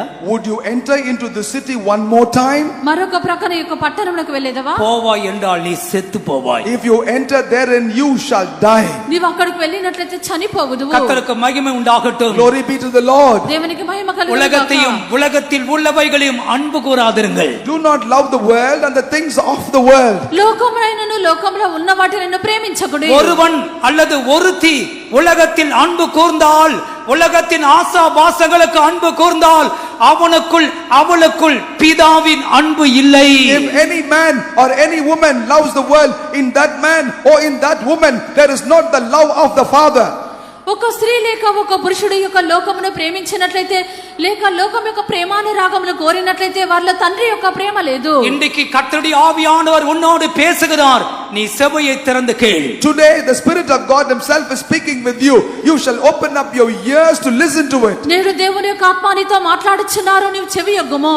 மறுபடியுமாக அக்கிரமம் நிறைந்த அருவருப்பான ஆபாசமான உலகத்திற்கு நீ நழுவி போவாயானால் உன்னுடைய மரணத்திற்கு யாருமே பொறுப்பெடுக்க முடியாது. Once again, if you slip yourself into this wicked world, which is wicked, which is horrible, which is also explicit in terms of its activities, there is no one that can take responsibility for your death. నీవు మరలా యొక్క పాపములతో అపవిత్రతలతో దుష్ట కార్యములతో చెడు కార్యములతో నిండిన యొక్క లోకమునకు తిరిగి వెళ్ళినట్లయితే నీ యొక్క మరణమునకు ఎవరు కూడా బాధ్యత కాదు. యేసుక్రీస్తు என்ன சொன்னார்? What did Lord Jesus say? యేసుక్రీస్తు ఏం చెప్పారు? நான் உலகத்தான் அல்லாதது போல அவர்களும் கெல்லீசில் இருக்கிற விசுவாசிகளும் உலகத்தான் அல்ல. ஆமோதிக்கிறவர்கள் ஒரு அல்லேலூயா சொல்லலாமா? Hallelujah. திருப்பி இந்த கேடுகட்ட உலகத்துக்கு போகிறீர்களோ? Would you once again enter into this wicked and untoward world? வாலிபர்களை பார்த்து பேசுகிறேன். తిరిగి వెళ్ళదరా? வாலிபர்களை பார்த்து I பேசுகிறேன். am looking at the youths as I am saying this. యవన పిల్లలతో మాట్లాడుచున్నాను. இந்த கேடுகட்ட உலகத்துக்கு போகிறீர்களோ? Will you return unto this wicked world? ఈ యొక్క దుష్ట లోకమునకు మరలా తిరిగి వెళ్ళదరా? செல்போனோடு விளையாடி கொண்டிருக்கிற பையன்களை பார்த்து கேட்கிறேன். Looking at the boys that play with cell phones, I ask this question. ఈ యొక్క సెల్ ఫోన్ లో ఆడునట్లు கேடுகட்ட உலகத்துக்கு போகிறீர்களோ? Will you return unto this wicked untoward world? ఈ యొక్క దుష్ట లోకమునకు తిరిగి వెళ్ళదరా? இன்டர்நெட்டுக்குள்ளே புகுந்து கெட்டு போகிறதை பார்த்து பேசுகிறேன். Unto them that enter into this world and be defiled, I ask. ఈ యొక్క చెడిపోయి లోకంలో చెడిపో వారితో கெட்ட మాట్లాడుచున్నాను. நண்பர்களோடு பாய் ஃப்ரெண்ட் கேர்ள் ஃப்ரெண்ட் சுத்துகிறவர்களோடு பேசுகிறேன். I look at them that roam around with boyfriends and girlfriends. I ask this question. అమ్మాయిలతోను అబ్బాయిలతోను స్నేహితులుగా తిరుగు వారితో இந்த మాట్లాడుచున్నాను. கேடுகட்ட நியாய தீர்ப்பு வரப்போகிற உலகத்துக்கு திரும்பி போகிறாயோ? Would you return unto this wicked world which will be condemned? ఈ యొక్క దుష్ట లోకమునకు తీర్పు రాబోచున్నది, నువ్వు తిరిగి వెళ్ళదరా? ஒன்று நிச்சயம், நீ செத்து போவாய். One is sure, you will be struck dead. ఒకటి నిశ్చయము, నువ్వు చచ్చిపోయేదవు. மூன்றாவது தீர்மானம் என்ன? Third decision, what that was. మూడవ తీర్మానం ఏమిటి? சீரியரின் ராணுவத்திற்கு போவோம். We will enter into the camp of the Syrians. ఈ యొక్క సిరియన్ల దండుపేటలోనికి వెళ్ళదము. எங்கே பார்த்தாலும் சீரியரின் கூடாரங்கள். Wherever seen, they were only camps of the Syrians. ఎక్కడ చూచినప్పటికీ ఈ యొక్క సిరియన్ల గుడారములు ఉన్నవి. ஒரு தைரியம் வந்து விட்டது. Then they received courage. వారికి ఒక ధైర్యం కలిగను. அவர்கள் உயிரோடு வைத்தால் பிழைப்போம், கொன்று போட்டால் செத்து போவோம். If they let us live, we shall. If they strike us dead, we shall die. వారు బ్రతుకునిచ్చిన ఎడల బ్రతుకుదము, చంపిన ఎడల చచ్చిపోదుము. இன்றைக்கு இந்த சீரியரின் கூடாரங்களை புதிய ஏற்பாட்டு சபைக்கு ஒப்பாக பேசுகிறேன். Now I compare the camp of the Syrians unto the New Testament church. నేడు యొక్క సిరియన్ల గుడారమును నూతన నిబంధన సంఘమునకు పోల్చెదను. அல்லது விசுவாச வீடுகள் என்று கூட Or எடுத்துக்கொள்ளலாம். else we can even take that as faith homes. లేక విశ్వాస గృహములు అనుకొనుడి. நம்முடைய ஊழியத்தை குறித்து அநேகர் குற்றம் சாட்டுகிறார்கள். About our ministries, many do find fault. మన యొక్క సేవను గురించి అనేకులు నేరం మోపుచున్నారు. இவர்களும் ஆரம்பத்தில் அப்படித்தான் நினைத்தார். And they also in the beginning perhaps thought like that. ప్రారంభమందు వీరు కూడా ఆ రీతిగానే తలంచినారు. நேற்றுக்கு நம்முடைய சண்டே ஸ்கூல் செக்ரட்டரி ஆவடியில ஒரு டெஸ்டிமனி கொடுத்தார். Yesterday our Sunday school secretary testified at Avadi. నిన్నటి దినమున మన యొక్క సండే స్కూల్ సెక్రటరీ వారు సాక్ష్యం ఇచ్చిరి. அவர் CSI இலிருந்து மற்ற பெந்தேகோஸ்து சபைகளுக்கு வந்திருக்கிறார். He originally came from CSI and passed through many other Pentecostal churches. వారు సిఎస్ఐ సంఘం నుండి ఇతర పెంతెకోస్తు సంఘమునకు వచ్చిరి. அவருக்கு ஸ்ட்ராங்காக சொன்ன ஒரு ஆலோசனை என்னவென்றால், எந்த சபைகளுக்கு வேணால் நீ போ, ஆனால் இந்த CPM பெண்டிகாஸ்டல் மிஷன் மாத்திரம் போக கூடாது. One counsel that was very strongly promulgated unto him, that is, you may go to any other Pentecostal church but never step into the TPM Pentecostal church. అతనికి బలముగా చెప్పబడినటువంటి విషయం ఏదనగా మీరు ఏ సంఘమునకైనా వెళ్ళవచ్చును, అయితే CPM సంఘమునకు వెళ్ళకూడదు. மற்றவர்களை எல்லாருடைய பார்வையிலே இவைகள் ஒரு சீரியரின் கூடாரங்கள் தான். Therefore, when you look at everything else, they all appeared like the camp of the Syrians. మిగతా అందరి యొక్క దృష్టి యందు ఈ యొక్క మన యొక్క సంఘం అన్నది సిరియన్ల గుడారమైనది. பொல்லாத மனுஷர்கள். They are wicked people. వారు దుష్ట మనుషులు. என்னெல்லாம் சொல்ல முடியுமோ சொல்லுவார்கள். Whatsoever they could say, they perhaps will say. వారు ఏమేమి చెప్పవల్ల అన్ని చెప్పెదరు. ஆனால் ஒரு கூட்டத்தார் துணிந்து முடிவெடுத்து இங்க வந்து சேருகிறார்கள். But there is a group take a courageous decision, come and join here. అయితే ఒక గుంపు వారు తెగించి ముగింపు చేసుకొని వచ్చున్నారు. இங்கே அவர்கள் கண்டபோது ஆச்சரியமா இருக்கிறது. Now what they found here was an amazing thing to them. అయితే ఇక్కడ వారు చూచినప్పుడు ఆశ్చర్యముగా ఉన్నది. 10వ వచనத்தில் என்ன சொல்லுகிறார்கள்? What do they say in verse 10? 10వ వాక్యములో ఏమి చెప్పుచున్నారు? அந்த கூடாரங்களில் ஒருவரும் இல்லை. In those camps there is none. ఆ యొక్క గుడారములో ఎవరునూ లేరు. அங்கே மனுஷ சத்தம் அல்ல. And there is not the sound of men. అక్కడ మనిషి చప్పుడు లేదు. சில கழுதை குதிரை எல்லாம் இருக்கிறது எல்லாம் கட்டப்பட்டிருக்கிறது. But there are certain animals such as horse and ass, they are all bound up together. గుర్రములు గాడిదలు కలవి అయితే అవన్నీ కట్టబడి ఉన్నవి. இந்த சபை தெய்வத்தால் நடத்தப்படுகிற ஒரு சபை. But this is the church that is led by God himself. ఈ యొక్క సంఘము దేవుని చేత నడిపించబడినది. இது మనుషரை ఉయర్తుகிற సభை அல்ல. This is not the church which exalts man. ఇది మనుషులను హెచ్చించే సంఘము కాదు. மற்ற கூட்டங்களை போய் பாருங்கள். Go to the other meetings and see for yourself. ఇతర కూటములకు వెళ్ళి చూడుడి. நான் பிரசங்கம் பண்ண வந்தா எனக்கு ஒரு மாலை, எனக்கு ஒரு பொன்னாடை, எனக்கு ஒரு வாழ்த்து, கரகோஷங்கள். When I come to preach the word of God, I will have a garland. I also will have a garment over me, and there will be a round of applause. నేను ప్రసంగించుటకు వచ్చినట్లయితే ఒక మాల వేయించున్నారు, ఒక దుపట కప్పుచున్నారు, ఇతర కార్యములు చేసి பாஸ்டர் గణపరచున్నారు. லாமேக் அமெரிக்கால இருந்து வந்திருக்கிறார். அவர் தீர்க்க தரிசனம் வர முடியவர். அவருக்கு ஒரு மாலை போடுவோம். அதெல்லாம் இங்க இல்ல. மனுஷரே இல்ல இங்க. So and so has come from America. He is gifted with the gift of prophecy. Therefore, garland him. Let us also give him a round of applause. All those things have no place here. America నుండి ఒక సహోదరుడు వచ్చి ఉన్నాడు. ఆయన మంచి ప్రవచించినటువంటి వ్యక్తి మాల వేయుడి ఈ రీతిగా చెప్పు విషయంలో లేవు. இது மனுஷர்களால் நடத்தப்படுகிற சபை அல்ல. This is not the church that is led by men. ఇది మనుషుల వల్ల నడిపించబడే సంఘము அதே కాదు. சமயத்தில் கர்த்தருடைய ஆவியானவர் மனுஷர்கள் மூலமா இதற்குள்ளே அவர் அசைவாடி கொண்டிருக்கிறார். At the same time, through the men, the Spirit of God is moving and leading his people.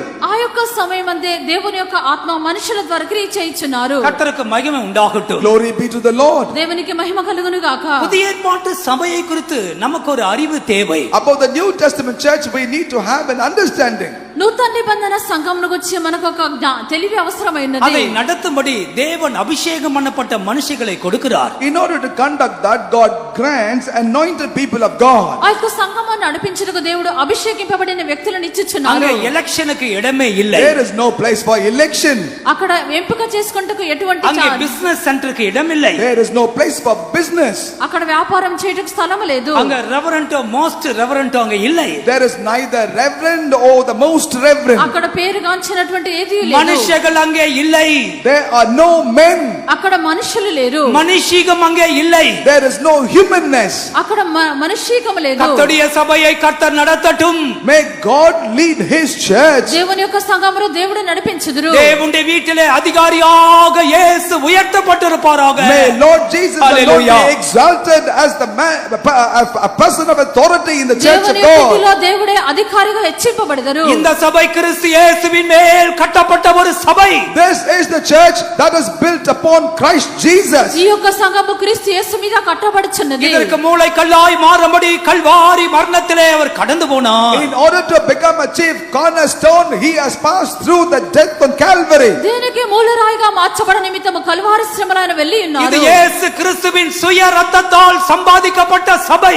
This is the church that has been bought by the blood of Lord Jesus. యేసుక్రీస్తు యొక్క స్వరక్తం చేత సంపాదించే సంఘము. இந்த సభைக்கு இயேசு கிறிஸ்து தலையா இருக்கிறார். நாம் சரீரமா இருக்கிறோம். Unto this church, Lord Jesus is the head and we are the body.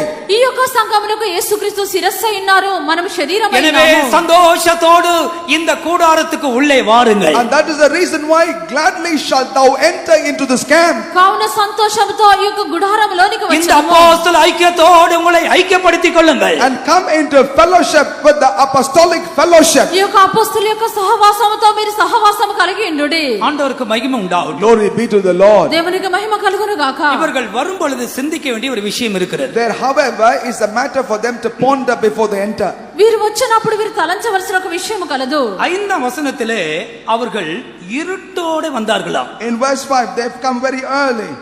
ఐదో వాక్యం నందు వారు సంధ్య చీకటి యందు వచ్చినారు. அது காலையில உள்ள அந்த காலை இருட்டு அல்ல, ஈவினிங் இருட்டுல தான் வந்திருக்கிறார். It is the twilight. It's not the morning early. It is the twilight in the evening. అది వేకువ జాము కాదు, అది సాయంకాలం యొక్క సంధ్య చీకటి అయింది. இதுக்குள்ள வரும்போது ஈவினிங் சூரியன் மறைந்துச்சு, ஒரு இருட்டு, அப்படிதான் இதுக்குள்ள வந்திருக்கிறார். When they came in, it was a twilight time when the sun almost set. It was just about getting dark. వారు వచ్చినప్పుడే సూర్యుడు అస్తమించినాడు, సంధ్య చీకటి అది అయింది. எப்படி நாம் నిరూపించலாம்? How could we prove that? అది ఎలాగన నిరూపించదము? 9ஆம் வசனத்தில் விடியற் காலம் மட்டும் நம்ம இங்க இப்படி செய்யாதிருக்கிறது நல்லதில்லை என்று தீர்மானிக்கிறார்கள். இரவு முழுவதும் இந்த கூடாரத்தில் ஆராய்ச்சி பண்ணியிருக்கிறார். In verse 9 they say that it is not good for us to be like this till the morning light. That means throughout the night they have been investigating the camp. 9వ వాక్యమందు తెల్లవారి వరకు మనం ఇచ్చట నుండి నీడలని చదువుచున్నాము. కావున రాత్రంతా యొక్క దండుపెట్టల వారు ఉండి ఉన్నారు. இந்த இருட்டு என்று சொல்லுகிறது மனுஷக்குள் இருக்கிற சந்தேகங்கள், அபிப்பிராயங்கள். Now this twilight or the darkness here refer unto the doubts and the opinions that people have. ఈ యొక్క చీకటి అని చెప్పినప్పుడు మనుషులకు ఉండినటువంటి సందేహములు, అభిప్రాయములు ఉన్నవి. எத்தனையோ பேர் இதற்குள்ள வரும்போது அந்த இருட்டோடு தான் வந்தார்கள். Many when they entered in the twilight. ఎంతో మంది ఈ యొక్క సంఘంలోనికి వచ్చినప్పుడు ఈ యొక్క సంధ్య చీకటితోనే వచ్చినారు. ஒரு ஆளுக்கு இன்னொரு ஆள் எப்படி டீச் பண்ணி இருக்கு. This is how a person taught another. ఒక వ్యక్తికి మరొక వ్యక్తి చెప్పినారు. அந்த ఐక్యத்துக்கு போக கூடாது. You must not go to that fellowship. ఆ సహవాసమునకు వెళ్ళకూడదు. அவங்க குடும்பத்தை பிரிச்சு வச்சிடுவாங்க. Because they will divide the families. వారు కుటుంబమును విభజించదరు. எங்களால் பிரித்து வைக்கப்பட்ட குடும்பம் இருந்தா ஒரு அலையலையா போடுங்க பார்க்கலாம். நல்ல கவனமா கேட்கணும். Please listen to this very carefully. మీరు ఆలకించుడి. విభజించబడిన కుటుంబం ఉండినట్లయితే మీరు హల్లెలూయా చెప్పండి. కర్తருக்கு మహిమ ఉండాగట్టు. Glory be to the Lord. దేవునికి మహిమ కలుగును గాక. இருட்டோட வருகிறார்கள். They have come in the twilight. వారు సంధ్య చీకటి యందు వచ్చుచున్నారు. இன்னும் சிலருக்கு சில டவுட் இருந்துகிட்டே இருக்கு. There still are some that are with doubts. వారికి ఇంకా సందేహములు ఉన్నవి. விடியற்கால இருட்டுனா சீக்கிரம் லைட் வந்துரும். இது சாயங்கால இருட்டு, போக போக இருட்டாதான் இருக்கும். If this is the early morning darkness, then there could be light quickly, but this is the twilight, therefore the darkness increases. ఈ యొక్క వేకువజామున చీకటి అని చెప్పినప్పుడు తర్వాత వెలుగు కలుగుచున్నది.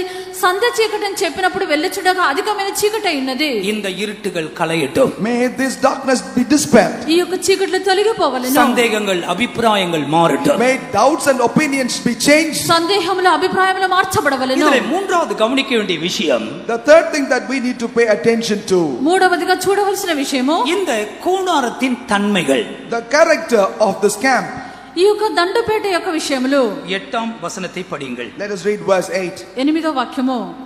அந்த குஷ்டரோகிகள் பாளையத்தின் முன்னணி மட்டும் வந்தபோது ஒரு கூடாரத்திற்குள் பிரவேசித்து புசித்து குடித்து அதிலிருந்து வெள்ளியையும் பொன்னையும் வஸ்திரங்களையும் எடுத்து கொண்டு போய் ஒளித்து வைத்து திரும்பி வந்து வேறொரு கூடாரத்துக்குள் பிரவேசித்து அதிலிருந்தும் அப்படியே எடுத்து கொண்டு போய் ஒளித்து வைத்து. ஜோசிபஸ் என்று சொல்லுகிற ஒரு பூர்வ எழுத்தாளர் இருக்கிறார் யூதர்கள் மத்தியில். There was an early Jewish historian by name called Josephus.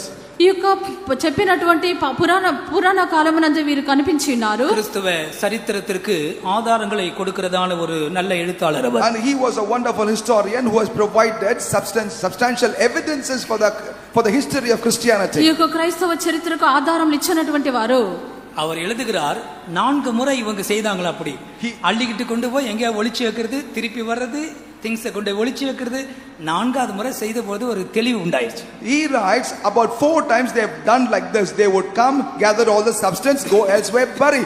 But when they did it for the 4th time, they had the understanding. వారు రాయిచున్నారు, వీరు 4 సార్లు ఆ రీతిగా చేస్తున్నారు, ఎత్తుకొని పోయి దాచిపెట్టి ఉన్నారు. 4వసారి చేసినప్పుడే వీరికి ఒక బుద్ధి వచ్చినది. நன்றாக கவனிங்கள். Please listen to this carefully. శ్రద్ధగా ఆలకించుడి. இவர்கள் பாளையத்தின் முன்னணி, அட்டர்மோஸ்ட் என்றால் பாளையத்தின் from the beginnings to the end, கடைசி மட்டும் போய் ஆராய்ஞ்சிருக்கிறாங்க. They have come to the uttermost. That means from the beginning until the very end of the camp they have searched.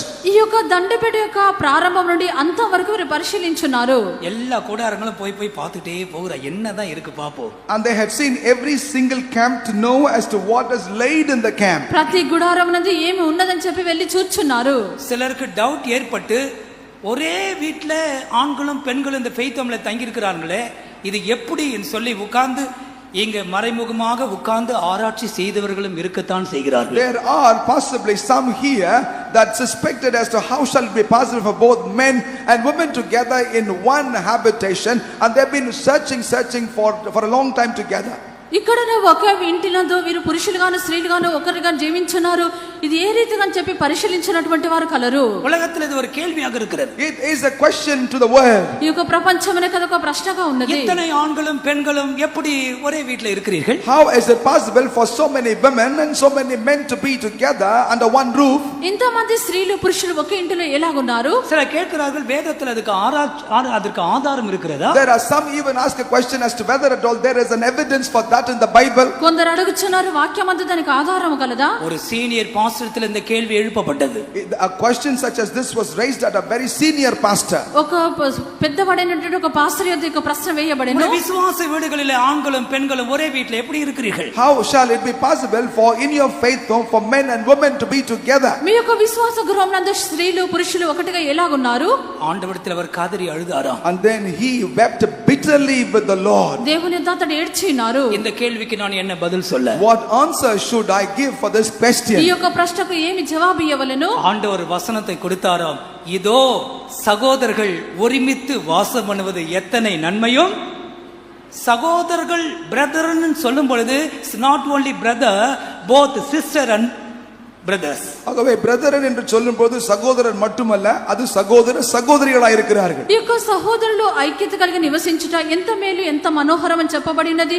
సహోదరులు అని చెప్పినప్పుడు సహోదరులు మాత్రమే కాదు, எத்தனை மனோகரம் எத்தனை இன்பமாய் How இருக்கிறது. pleasant and good it is for them to abide ఇది together. ఎంత మేలు ఎంత మనోహరమో. விசுவாச வீட்டுக்கு வாலிபர்கள் சீக்கிரமா வந்து சேருங்கள். Therefore the youths come quickly unto the faith homes. విశ్వాస గృహంలోకి యవనస్తులు త్వరగా వచ్చి చేరుడి. நாங்கள் இந்த வீட்டில் பரிசுத்த சகோதரர்களாக ஜீவித்துக் கொண்டிருக்கிறோம். In this house we are leading life as the holy brethren. మా యొక్క ఇంటిలో మేము పరిశుద్ధ సహోదరులుగా నివసించున్నాము. இங்க தாய்மார்கள் உண்டு, தகப்பன்மார்கள் உண்டு. There are fathers and mothers here. ఇక్కడ తల్లులు కలరు తండ్రులు కలరు. வீட்டில் என்ன நேசிப்பார்கள்? What would how would they love in the home?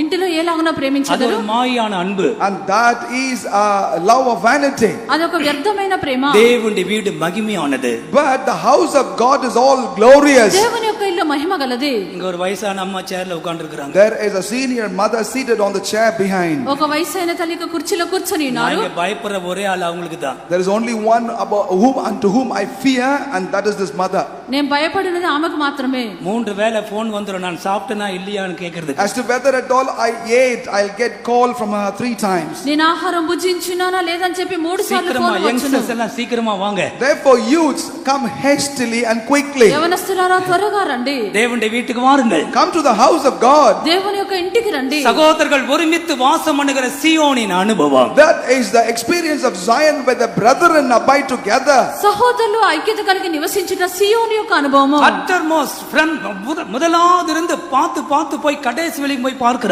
They have been unto the uttermost, starting from the very first one and to the very last. వీరు మొదటి నుండి చివరి వరకు చూచున్నారు. இந்த கூடாரங்களில் 5 காரியங்களை Now, கண்டுபிடித்தார்கள். in this camp they found 5 things. ఈ యొక్క గుడారంలో 5 కార్యములు చూచినారు. ஒரு தெய்வத்தின் சபை என்று படிக்கும் பொழுது, Whenever we speak about the church of God, ఇది దేవుని యొక్క సంఘమని புதிய చూచినప్పుడు, ஏற்பாட்டு சபை என்று படிக்கும் பொழுது, when we study about the New Testament church, నూతన నిబంధన సంఘమని அந்த నేర్చుకున్నప్పుడు கூடாரங்களில் 5 காரியங்கள் இருக்க now வேண்டும். in the camp there ought to be 5 things. ఆ యొక్క గుడారంలో 5 కార్యములు ఉండవలెను. முதலாவதாக அவர்கள் என்ன செய்தார்கள்? What is the first thing they do? మొదటిగా వారు ఏమి చేస్తున్నారు? ஒரு கூடாரத்துக்குள் பிரவேசித்து புசித்து குடித்தார்கள். They entered into one camp, ate and drank. వారు ఒక గుడారంలోనికి పోయి వారు భోజన పానములు చేస్తున్నారు. இதுக்கு தானே எங்க ஊர்லாம் சுத்திட்டு வந்திருக்கிறார்கள். It is only for this, after all, they came Hallelujah. all round about. எங்க பார்த்தாலும் சாப்பாடு இல்ல. Wherever they go, there is no food. ఎక్కడ చూసినా ఆహారం இந்த లేదు. கூடாரத்துக்கு வந்த பிற்பாடு நிறைய சாப்பாடு இருக்கு, நிறைய குடிக்க எல்லாம் இருக்கு. When they entered into this camp, there is enough for them to eat and drink. ఈ గుడారమునకు వచ్చినప్పుడు అక్కడ అధికమైన భోజనము పానములు కలవు. ஆண்டவருக்கு மகிமை உண்டாகட்டும். Glory be to the Lord. దేవునికి మహిమ కలుగును గాక. இது சங்கீத புத்தகத்தில் படிக்கும் பொழுது அவருடைய வீட்டின் நன்மை என்று சங்கீதக்காரன் சொல்லுகிறார். Now, as we read in the book of Psalms, the psalmist called that as the goodness of his house. దీని గురించి కీర్తనలో మనం చదివినప్పుడు అతని యొక్క ఇంటి యొక్క మేలని చెప్పి కీర్తనకర్త చెప్పుచున్నాడు. 65ஆம் சங்கீதம், உம்முடைய பரிசுத்த ஆலயமாகிய உம்முடைய வீட்டின் நன்மையால் திருப்தியாவோம். In Psalm 65, we read that by the goodness of your house the house of God, we shall be satisfied. 65వ కీర్తనలో నీ యొక్క పరిశుద్ధాలయం చేత నీ మందిరంలోని మేలు చేత మేము తృప్తి పొందెదము. தேவனுடைய வீட்டின் நன்மைகள், Those are the goodness of the house of God. దేవుని యొక్క ఇంటిలోని మేలు. கர்த்தருக்கு மகிமை உண்டாகட்டும். Glory be to the Lord. దేవునికి మహిమ కలుగును గాక. ஏசியா தீர்க்கதரிசன புத்தகம் 55ஆம் அதிகாரத்தின் முதல் 2 வசனங்களை படிக்கும் பொழுது, As we read Isaiah chapter 55, as we read the first 2 verses, యెషయా గ్రంథము 55వ అధ్యాయము మొదటి 2 వాక్యములందు அங்கே தேவனுடைய வீட்டின் பொருட்களை குறித்து படிக்கிறோம். there we read about the substances in the house of God. దేవుని యొక్క ఇంటిలోని వస్తువులను గురించి చదువుచున్నాము. இந்த அதிகாரத்தை தொடர்ந்து நீங்கள் படித்தால், As you continue to read further in this ఈ యొక్క chapter, అధ్యాయమును కొనసాగించి చదివినప్పుడు நன்றாக கவனிங்கள். ஏசியா 53ஆம் அதிகாரம் கிறிஸ்துவை குறித்து பேசுகிற அதிகாரம். chapter 53 of the book of Isaiah speaks about Jesus Christ. శ్రద్ధగా ఆలకించుడి. యెషయా గ్రంథము 53వ అధ్యాయము క్రీస్తును గురించి మాట్లాడునది. ஏசியா 54ஆம் அதிகாரம் புதிய ஏற்பாட்டு சபையை குறித்து பேசுகிற அதிகாரம். Whereas chapter 54 of the book of Isaiah speaks about the New Testament church. యెషయా గ్రంథము 54వ అధ్యాయము అది నూతన నిబంధన సంఘమును గురించి మాట్లాడునది. 55ஆம் அதிகாரம் அழைப்பின் அதிகாரம். Chapter 55 is a chapter of calling. 55వ అధ్యాయం అది పిలుపు యొక్క అధ్యాయము. ஓ தாகமாய் இருக்கிறவர்களே, நீங்கள் எல்லாரும் வாருங்கள். Oh, ye that are thirsty, come unto me. దప్పికొనిన వారిలారా నీళ్ల యొద్దకు రండి. எங்கே அழைக்கிறார்கள்? Where are they called to? ఎక్కడికి పిలుచున్నారు? ஆண்டவராகிய இயேசு கிறிஸ்துவுக்கும் அவருடைய சபைக்கும் ஒரு அழைப்பு. And this is a call to come unto Lord Jesus Christ and unto his church. ప్రభువైన యేసుక్రీస్తు తన యొక్క సంఘమునకు పిలుపై ఉన్నది. 2 వచనங்களை படியுங்கள். Read the first 2 verses. 2 వాక్యములు. ஓ தாகமாயிருக்கிறவர்களே, நீங்கள் எல்லாரும் தண்ணீர்கள் அண்டைக்கு வாருங்கள். பணம் இல்லாதவர்களே, நீங்கள் வந்து வாங்கி சாப்பிடுங்கள். நீங்கள் வந்து பணமுமின்றி வெள்ளையுமின்றி திராட்சை ரசமும் பாலும் கொள்ளுங்கள். நீங்கள் அப்பம் அல்லாததற்காக பணத்தையும் திருப்தி செய்யாத பொருளுக்காக உங்கள் பிரயாசத்தையும் செலவழிப்பானேன். நீங்கள் எனக்கு கவனமாய் செவி கொடுத்து நலமானதை சாப்பிடுங்கள். அப்பொழுது உங்கள் ஆத்துமா கொழுப்பான பதார்த்தத்தினால் மகிழ்ச்சியாய் இருக்கும். ஒற்று கவனித்து பாருங்கள் இந்த வசனத்திலே. Consider these words very carefully. ఈ యొక్క వాక్యమును సూక్ష్మముగా చూచినప్పుడు தேவனுடைய வீட்டில் இருக்கிற நன்மைகளை குறித்து ஆவியானவர் எழுதி The வைத்திருக்கிறார். Spirit of God hath written about the goodness that are in the house of God. దేవుని యొక్క ఇంటిలో ఉండన మేలును గురించి ఆత్మదేవుడు రాయించున్నారు. முதலாவது தண்ணீர். First and the foremost is the water. మొదటిగా నీళ్లైనవి. இந்த வீட்டில் தண்ணீர் உண்டு. Now in this house there is water. ఈ యొక్క ఇంటిలో నీళ్లు కలవు. இந்த தண்ணீர் ஜீவ தண்ணீர். Now the water here is the living water. ఈ యొక్క నీళ్లు జీవ జలమైనవి. யோவான் 4:10 நாம் அதை படிக்கிறோம். We read about that in John chapter 4 verse 10. యోహాను సువార్త 4వ అధ్యాయం 10వ వాక్యము. ஜீவகாலமாய் அவனுக்குள் ஊறிக்கொண்டிருக்கிறதான நீரூற்று. And this is a spring of water that will be perennial. ఈ యొక్క జీవకాలం అంతా ఇక్కడ ఊరునటువంటి జీవ జలములు. இந்த தண்ணீர் மனம் திரும்புதலை Now காண்பிக்கிறது. this water refer to repentance. ఈ యొక్క నీళ్ళని చెప్పినప్పుడు మారు మనసు పొందుట. இங்கே மனம் திரும்புதல் உண்டு. There is repentance here. ఇక్కడ మారు మనసు పొందుట కలదు. இரண்டாவதாக பணம் இல்லாமல் கிடைக்கிற திராட்சை ரசம். Secondly, there is wine that is bought without a price. రెండవదిగా రూకలు ఇవ్వకుండానే దొరుకునటువంటి ద్రాక్ష రసము. தேவனுடைய வீட்டிலே திராட்சை ரசம் உண்டு. In the house of God there is wine. దేవుని యొక్క ఇంటిలో ద్రాక్ష రసము కలదు. அதுதான் தெய்வீக சந்தோஷம், பரிசுத்தாவினால் கிடைக்கிற And சந்தோஷம். that is the divine joy received by the anointing of the Holy Ghost. అదే దైవికమైన సంతోషము పరిశుద్ధాత్మ వల్ల కలుగు సంతోషము. மூன்றாவதாக ஆண்டவர் சொல்லுகிறார், இலவசமாய் பால் இருக்கிறது வாங்கி குடியுங்கள். And thirdly, the Lord says there is milk without price, take freely and drink. మూడవదిగా ప్రభు చెప్పుచున్నారు, ఏమీ నీయకనే పాలన కొనుడి. இந்த பால் திருவசனமாகிய கலங்கமில்லாத ஞானப்பால். Now this milk is the sincere milk, which is the word of God. ఈ యొక్క పాలన చెప్పినప్పుడు దేవుని యొక్క వాక్యమై ఉన్నది. எல்லாரு கையிலே கர்த்தர் இந்த ஞான பாலை கொடுத்திருக்கிறார். Into everybody's hand the Lord had given this spiritual milk. ప్రతి ఒక్కరి చేతిలో నిర్మలమైన వాక్యమైన పాలన ఇచ్చి ఉన్నారు. கர்த்தர் வேத வசனங்களை கொடுக்கிறார். God gives the word of God. ప్రభు దేవుని యొక్క వాక్యమును ఇచ్చుచున్నారు. இரண்டாம் వచనத்திலே அப்பத்தை குறித்து படிக்கிறோம். And in the second verse we read about bread. రెండో వాక్యమందు ఆహారంను గురించి చదువుచున్నాము. அப்பத்தை புசியுங்கள். Eat the bread. ఆహారంను భుజించుడి. யோவான் யோவான் 6:48 ஜீவ அப்பம் நானே என்று இயேசு சொல்லுகிறார். Lord Jesus said in John 6:48 that I am the bread of life. యోహాను సువార్త 6:48వ వాక్యమందు జీవాహారం నేనే అని இந்த வீட்டில் இருக்கிற பிரெட் ஆகாரம் இயேசு கிறிஸ்து. The bread in this house is Lord Jesus Christ. ఈ ఇంటిలో ఉండిన ఆహారము యేసుక్రీస్తు. அதுதான் அப்பம். அப்பத்தை புசியுங்கள். And that is the bread. You shall eat freely of this bread. అది ఆహారమైనది, ఆహారమును భుజించుడి. இரண்டாம் வசனத்தின் கடைசி பகுதி கொழுமையான பதார்த்தங்கள். And then in the last portion of the second verse there are delightful fatness food. రెండో వాక్యం యొక్క చివరి భాగమందు సారమైనటువంటి ఆహారము. அதுதான் அப்போஸ்தல உபதேசம். And that is the doctrine of the apostles. అపొస్తలుల యొక్క ఉపదేశములై ఉన్నవి. தண்ணீரையும் திராட்சரசமும் பாலையும் மாத்திரமல்ல, கொழுமையான ஆகாரத்தை புசிக்க வேண்டும். Not only water, wine and milk, but you also need to eat strong meat. నీళ్లు, ద్రాక్షరసము, పాలు మాత్రమే కాదు, సారము కలిగిన ఆహారం భుజింపవలెను. இவர்கள் புசித்து குடித்தார்கள். And they ate and drank. వీరు తిని త్రాగి ఉన్నారు. தேவனுடைய வீட்டின் நன்மையினால் அவர்கள் திருப்தி And அடைகிறார்கள். they were thus satisfied with the goodness of the house of God. దేవుని యొక్క ఇంటి మేళ్ల చేత వారు తృప్తి పొందిరి. ஒரு காலத்திலே நம்முடைய வாழ்க்கை அப்படி இருந்தது. இப்பொழுதோ இந்த கூடாரத்துக்குள், இந்த பரிசுத்தவானுடைய ஐக்கியத்துக்குள்ளே கர்த்தர் நம்மை கொண்டு வந்தார். Once upon a time our life was different, but now the Lord hath brought us unto this camp where there is the fellowship of the saints of God. ఒక కాలమంతా మనం ఆ రీతిగా కనిపించున్నాము. ఇప్పుడైతే ప్రభు మనల్ని ఈ యొక్క గుడారములోనికి, పరిశుద్ధుల సహవాసంలోనికి తెచ్చిరి. இந்த கூடாரத்தில் வெள்ளி இருந்ததாக நாம் படிக்கிறோம். We also read that there was silver in this camp. ఈ యొక్క గుడారమునందు వెండి కలదు. வெள்ளி மீட்பை காண்பிக்கிறது. Silver refer to redemption. వెండి విమోచనమైనది. ஒரு மனுஷனுடைய ஆரம்பம் முதற்கொண்டு அவனுடைய சரீர மீட்பு மட்டும் அது அந்த சத்தியம் நமக்கு போதிக்கிறது. From the beginning until the end, this speaks about the truth of redemption. ఒక వ్యక్తి యొక్క ప్రారంభం మొదలుకొని దేహ విమోచన వరకు యొక్క సత్యం ఇవ్వబడుచున్నది. இந்த கூடாரத்தில் வெள்ளி காணப்படுகிறது. Now in this camp silver is found. ఈ యొక్క గుడారంలో వెండి కలదు. மூன்றாக இந்த கூடாரத்தில் இருக்கிறதான பொன்.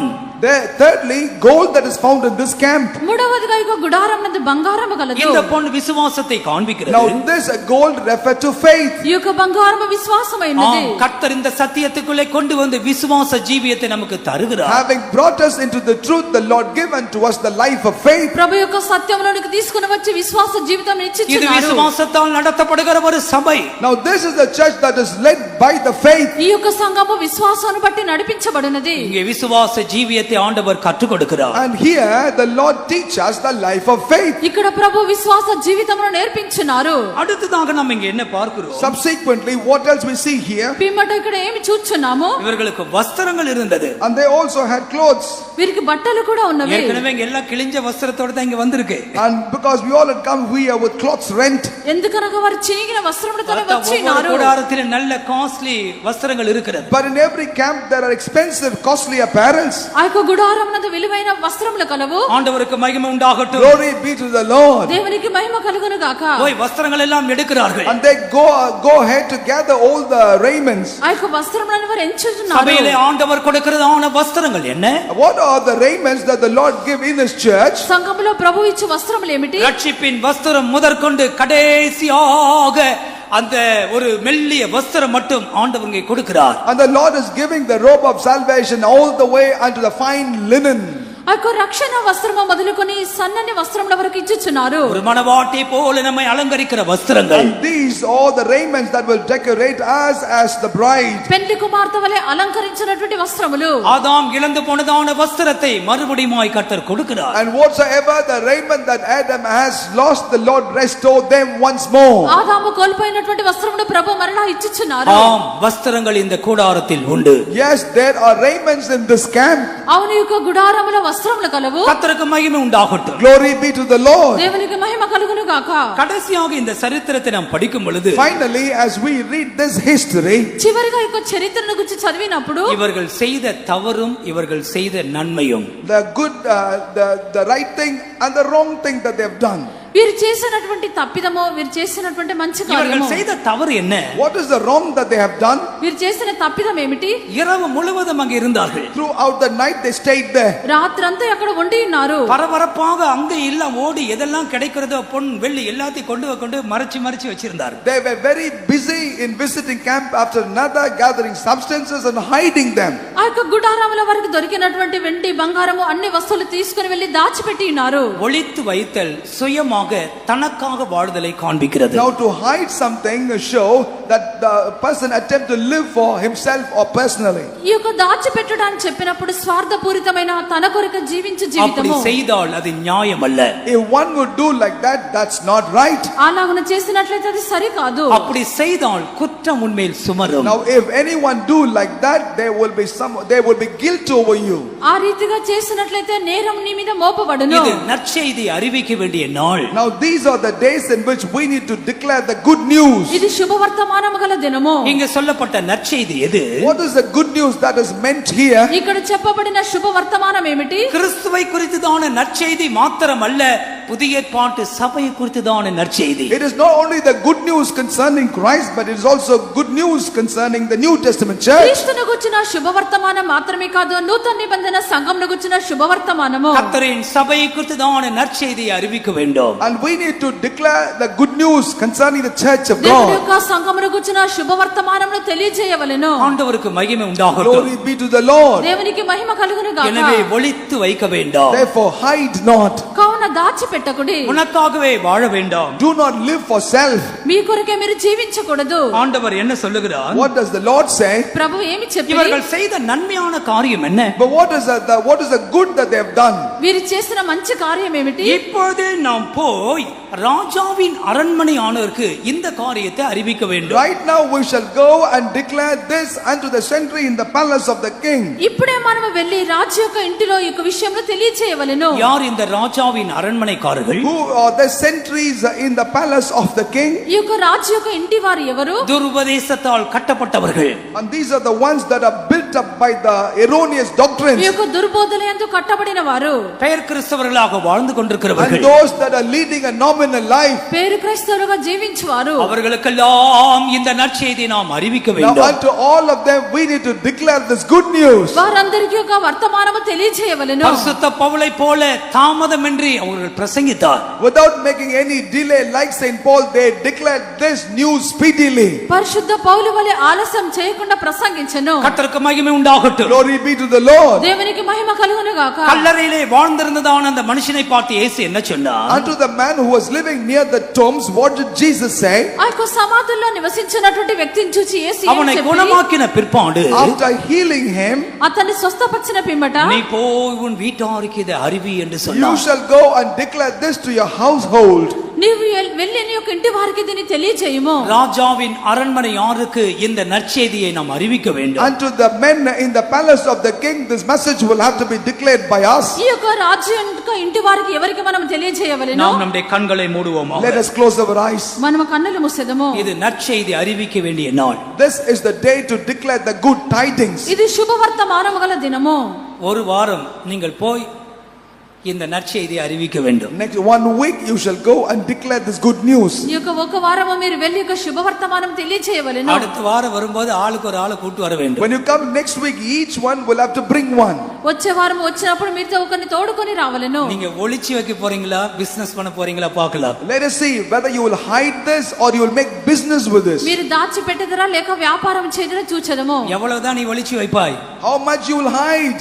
ఎంత కాలము దాచి పెట్టదరు? ஆவியானவர் உணர்த்துகிறார். The Spirit of God is inspiring you. ఆత్మదేవుడు గ్రహింపునిచ్చుచున్నారు. இந்த சத்தியத்துக்குள்ள அநேகரை வழி நடத்த வேண்டும். We need to lead many into this truth. ఈ సత్యంలోనికి నడిపించవలెను. கொஞ்ச நேரம் நம்முடைய கால்களை மடக்கி தேவ சமூகத்திலே காத்திருப்போம். Let us kneel down for some time in the presence of God. కొంత సమయం మనం మోకరించి దేవుని సన్నిధానంలో కనిపెట్టదము. தேவனுடைய வீட்டின் நன்மைகளுக்காய் அதற்காய் கர்த்தரை And ஸ்தோத்திரிப்போமாக. for the goodness that is the house of God, let us all praise the Lord. దేవుని యొక్క ఇంటి మేలు కొరకై మనము స్తోత్రించదము. ஆண்டவரே, ஒரு காலத்தில் நான் இந்த வாசலில் இருந்தேன். Oh Lord, once upon a time I was at this gate. ప్రభా ఒక కాలమందు యొక్క గవని యొద్ద ఉంటిని. பஞ்சமுள்ள பட்டணத்தில் இருந்தேன். I was the city struck with famine. క్షామము గల పట్టణములో ఉంటిని. இப்போதோ இந்த ஐக்கியத்துக்கு என்னை கொண்டு வந்தீர். But now, O Lord, thou hast brought me unto this fellowship. ఇప్పుడైతే ఇక ఐక్యతలోనికి తెచ్చి நன்றியுள்ள இருதயம் உள்ளவர்கள் கர்த்தரை துதியுங்கள். And those of you that have a heart of gratitude, praise the Lord. కృతజ్ఞత హృదయము కలిగిన వారు దేవుని స్తుతించుడి. புசித்து குடித்து திருப்தி அடைந்தவர்கள் கர்த்தரை மகிமைப்படுத்துங்கள். Those that ate sumptuously and drank, start praising and glorifying God. భుజించి త్రాగినటువంటి వారు దేవుని మహిమపరచుడి. தேவனுடைய வீட்டின் நன்மையினால் அவர் நம்மை And திருப்தியாக்குகிறார். the Lord has satisfied us with the goodness of his house. దేవుని యొక్క ఇంటి మేలుతో ప్రభు తృప్తిపరిచినారు. இந்த துதி இருதயத்தின் ஆழத்திலிருந்து புறப்பட்டு வரட்டும். May the praises therefore come from the depth of our heart. ఈ యొక్క స్తుతి హృదయాంతరంగం నుండి బయలుదేరవలెను. தேவன் இந்த துதியிலே வாசமா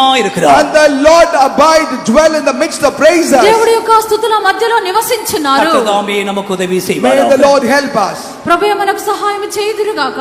ജീവനിൽ ഉള്ള കാലം വരെയും നന്മ കിരുബൈ തുടരും. ജീവനിൽ ഉള്ള കാലം വരെയും നന്മ കിരുബൈ തുടരും. കർത്താവിൻ വീട്ടിൽ നാം കളിപ്പുடன் துதித்து நித்திய நாட்கள் நிலைத்திருப்பே. எல்லாரும் கைகளை தட்டி பாடுங்கள். களிப்புடன் துதித்து நித்திய நாட்கள் நிலைத்திருப்பேன். ஜீவனில் நல்ல காலம் வரையோ நன்மை கிருபை தொடரும். ஜீவனில் உள்ள காலம் வரையும் நன்மை கிருபை தொடரும். கர்த்தரின் வீட்டில் நாம் களிப்புடன் துதித்து நித்திய நாட்கள் நிலைத்திருப்பேன். கர்த்தரின் வீட்டில் நாம் களிப்புடன் துதித்து நித்திய நாட்கள் நிலைத்திருப்பேன். ஜீவனில் உள்ள காலம் வரையும் நன்மை கிருபை தொடரும். ஜீவனில் உள்ள காலம் வரையும் நன்மை கிருபை தொடரும். கர்த்தரின் வீட்டில் நாம் களிப்புடன் துதித்து நித்திய நாட்கள் ஹல்லேலூயா. கர்த்தரின் வீட்டில் நாம் களிப்புடன் துதித்து நித்திய நாட்கள் நிலைத்திருப்பேன். கர்த்தரின் வீட்டில் நாம் களிப்புடன் துதித்து நித்திய நாட்கள் நிலைத்திருப்பேன். கர்த்தரின் வீட்டில் நாம் களிப்புடன் துதித்து நித்திய நாட்கள் நிலைத்திருப்பேன். கர்த்தாவே, ஹல்லேலூயா. ஹல்லேலூயா, ஹல்லேலூயா, ஹல்லேலூயா, ஹல்லேலூயா. சங்கீதக்காரன் தேவனுடைய ஆலயத்தில் வரும் பொழுது தகவிலான் குருவிக்கும் அடைக்கலான் குருவிக்கும் அங்கே கூடு கட்டுகிறதான இடம் கிடைத்ததை கண்டு வியந்து போகிறான். When the psalmist came unto the house of God, he was amazed to see that there was place for the sparrow to find a place to live there. நமக்கு அந்த நன்றி உள்ள இருதயம் இருக்கட்டும். May the heart of gratitude be there also for us. ஒளியிலுள்ள பரிசுத்தவான்களோடு கர்த்தர் நம்மை கொண்டு வந்து The சேர்த்தார். Lord hath brought us to be in fellowship with the saints of God இந்த in light. சீரியரின் கூடாரங்களுக்கு நம்மை கொண்டு வந்தார். And the Lord hath brought us unto the camp of the Syrians. தேவ சமூகத்துக்கு ஆண்டவர் நம்மை கொண்டு வந்தார். The Lord hath brought us unto the presence of God. இங்கே புசித்து குடிக்கலாம். Here we can drink and eat. இங்கே நாம் முடித்து வைக்கப்படுகிறோம். We would be clothed here. இங்கே இயேசு நம்மை உருவாக்கி கொண்டிருக்கிறார். Jesus is forming us here. ஓ எவ்வளவு மகிமையான அனுபவம். What a glorious experience. இந்த பாடலை மறுபடியுமாய் Let பாடுவோமாக. us sing this chorus song one more time. நன்மையும் கிருபையும் தொடரட்டும். Goodness and mercy shall follow. பாடும் பொழுதே ஒரு அபிஷேகத்தோடு பாடுங்கள். Even as you sing, sing with anointing. ஜீவனுள்ள வரையோ கிருபை தொடரும். ஜீவனில் உள்ள காலம் வரையும் ஆமென். நன்மை கிருபை தொடரும். கர்த்தரின் வீட்டில் நாம் சதததோ. நித்திய நாட்கள் நிலைத்திருப்பேன். கர்த்தரின் வீட்டில் நாம் களிப்புடன் துதித்து நித்திய நாட்கள் நிலைத்திருப்பேன். ஜீவனில் உள்ள காலம் வரையும் நன்மை கிருபை தொடரும். ஆமென்.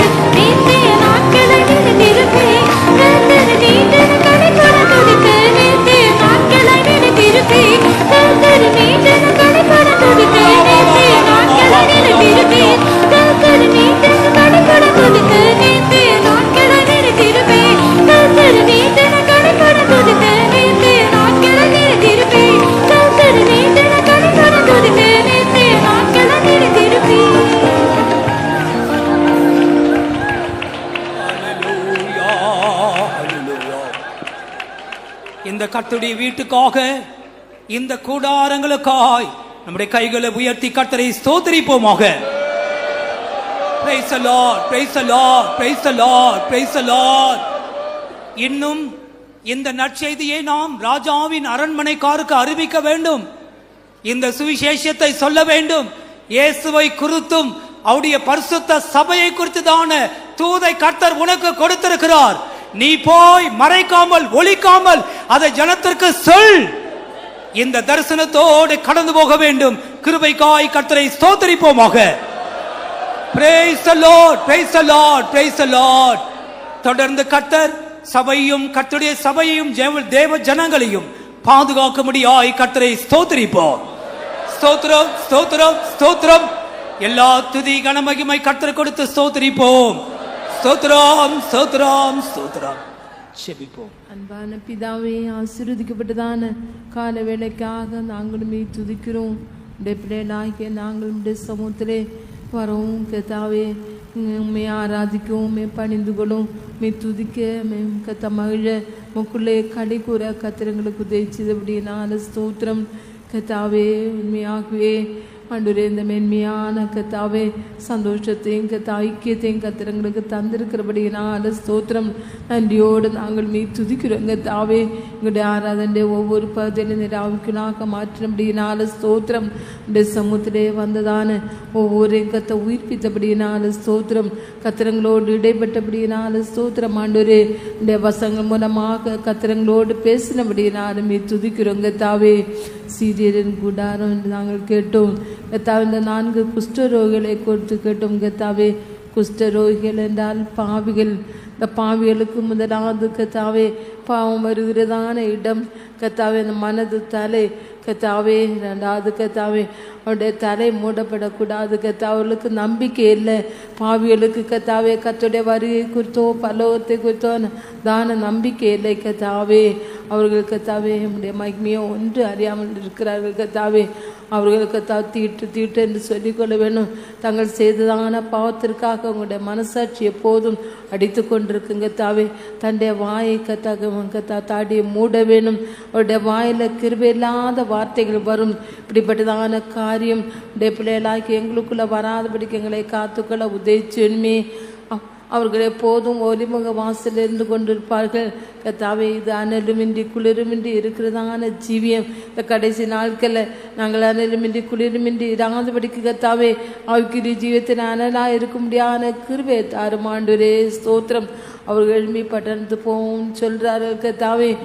ஆண்டவரே, அந்த உலக சிற்றின்பங்கள் உலக பாவங்களுக்கு பின்னாக நாங்கள் ஒரு ராய்க்கிலும் கத்தாவே ஓட வேண்டாம், போக வேண்டாம் கத்தாவே. அந்த குஷ்டரோகிகள் கத்தா சீரியரின் கூடாரத்துக்கு போனார்கள் கத்தாவே. அங்கே கத்தாவே எல்லாம் புசித்து குடித்து கத்தாவே எல்லா பொருட்களையும் எடுத்து கொண்டார்கள் கத்தாவே. நீர் எங்களை இந்த குடாரத்திலே கொண்டு வந்திருக்கிறீராண்டோரே. இங்கே கத்தாவே எல்லா நன்மைகளும் இருக்கிறது, எல்லா ஆசீர்வாதங்களும் இருக்கிறது கத்தாவே. நம்முடைய வீட்டின் நன்மைகள் இங்கே இருக்கிறது கத்தாவே. ஆகியனால் அந்த நன்மைகளை நாங்கள் புசித்து குடித்து ஒவ்வொரு நாளும் மக்களை முன்னேறி செல்ல முடியாத கிருபை கத்திரங்களுக்கு தர வேணுமா ஜெபிக்கிறோம். நீர் இலவசமாய் கொடுக்கிறீராண்டோரே. நாங்கள் இலவசமாய் பெற்று மற்றவர்களுக்கு கொடுக்கக்கூடிய கத்திரங்களை மாற்ற வேணுமா ஜெபிக்கிறோங்க தாவே. வீட்டில் நம்முடைய வீட்டில் இருக்கிறான் எல்லா நன்மைகளையும் பெற்று அனுபவிக்க கத்திரங்களுக்கு உதவிச்சு வேணுமே கத்தாவே. மிக ஸ்தோத்திரம். ஒரு ஆய்க்கிறங்க தம்மை விட்டு தூரமாய் போகக்கூடாது கத்தாவே. அன்று அந்த பாவிகள் கத்தாவே எம்மை விட்டு தூரமாய் போனார்கள். அவர்கள் பாளையத்துக்கு புறம்பெயர்ந்தார்கள் கத்தாவே. அப்படிப்பட்டதான நிலவரம் எங்களுக்குள்ளே யாருக்கும் வரக்கூடாது கத்தாவே. நீர் எங்களுக்கு ரட்சிப்பை தந்திருக்கிறீர் கத்தாவே. விளையாடப்பட்டதான ஆவிக்குரிய ஆசிரியங்களை தந்திருக்கிறது கத்தாவே. இவளை காத்து கொண்டு நீர் வரும்போதுமே சந்திக்க எங்களுக்கு ஒவ்வொருக்கும் உதவிச்சு இயேசு நாமத்தினால் வேண்டிக் கொள்கிறோம் பிதாவே. ஆமென். ஸ்தோத்திரிப்போம்.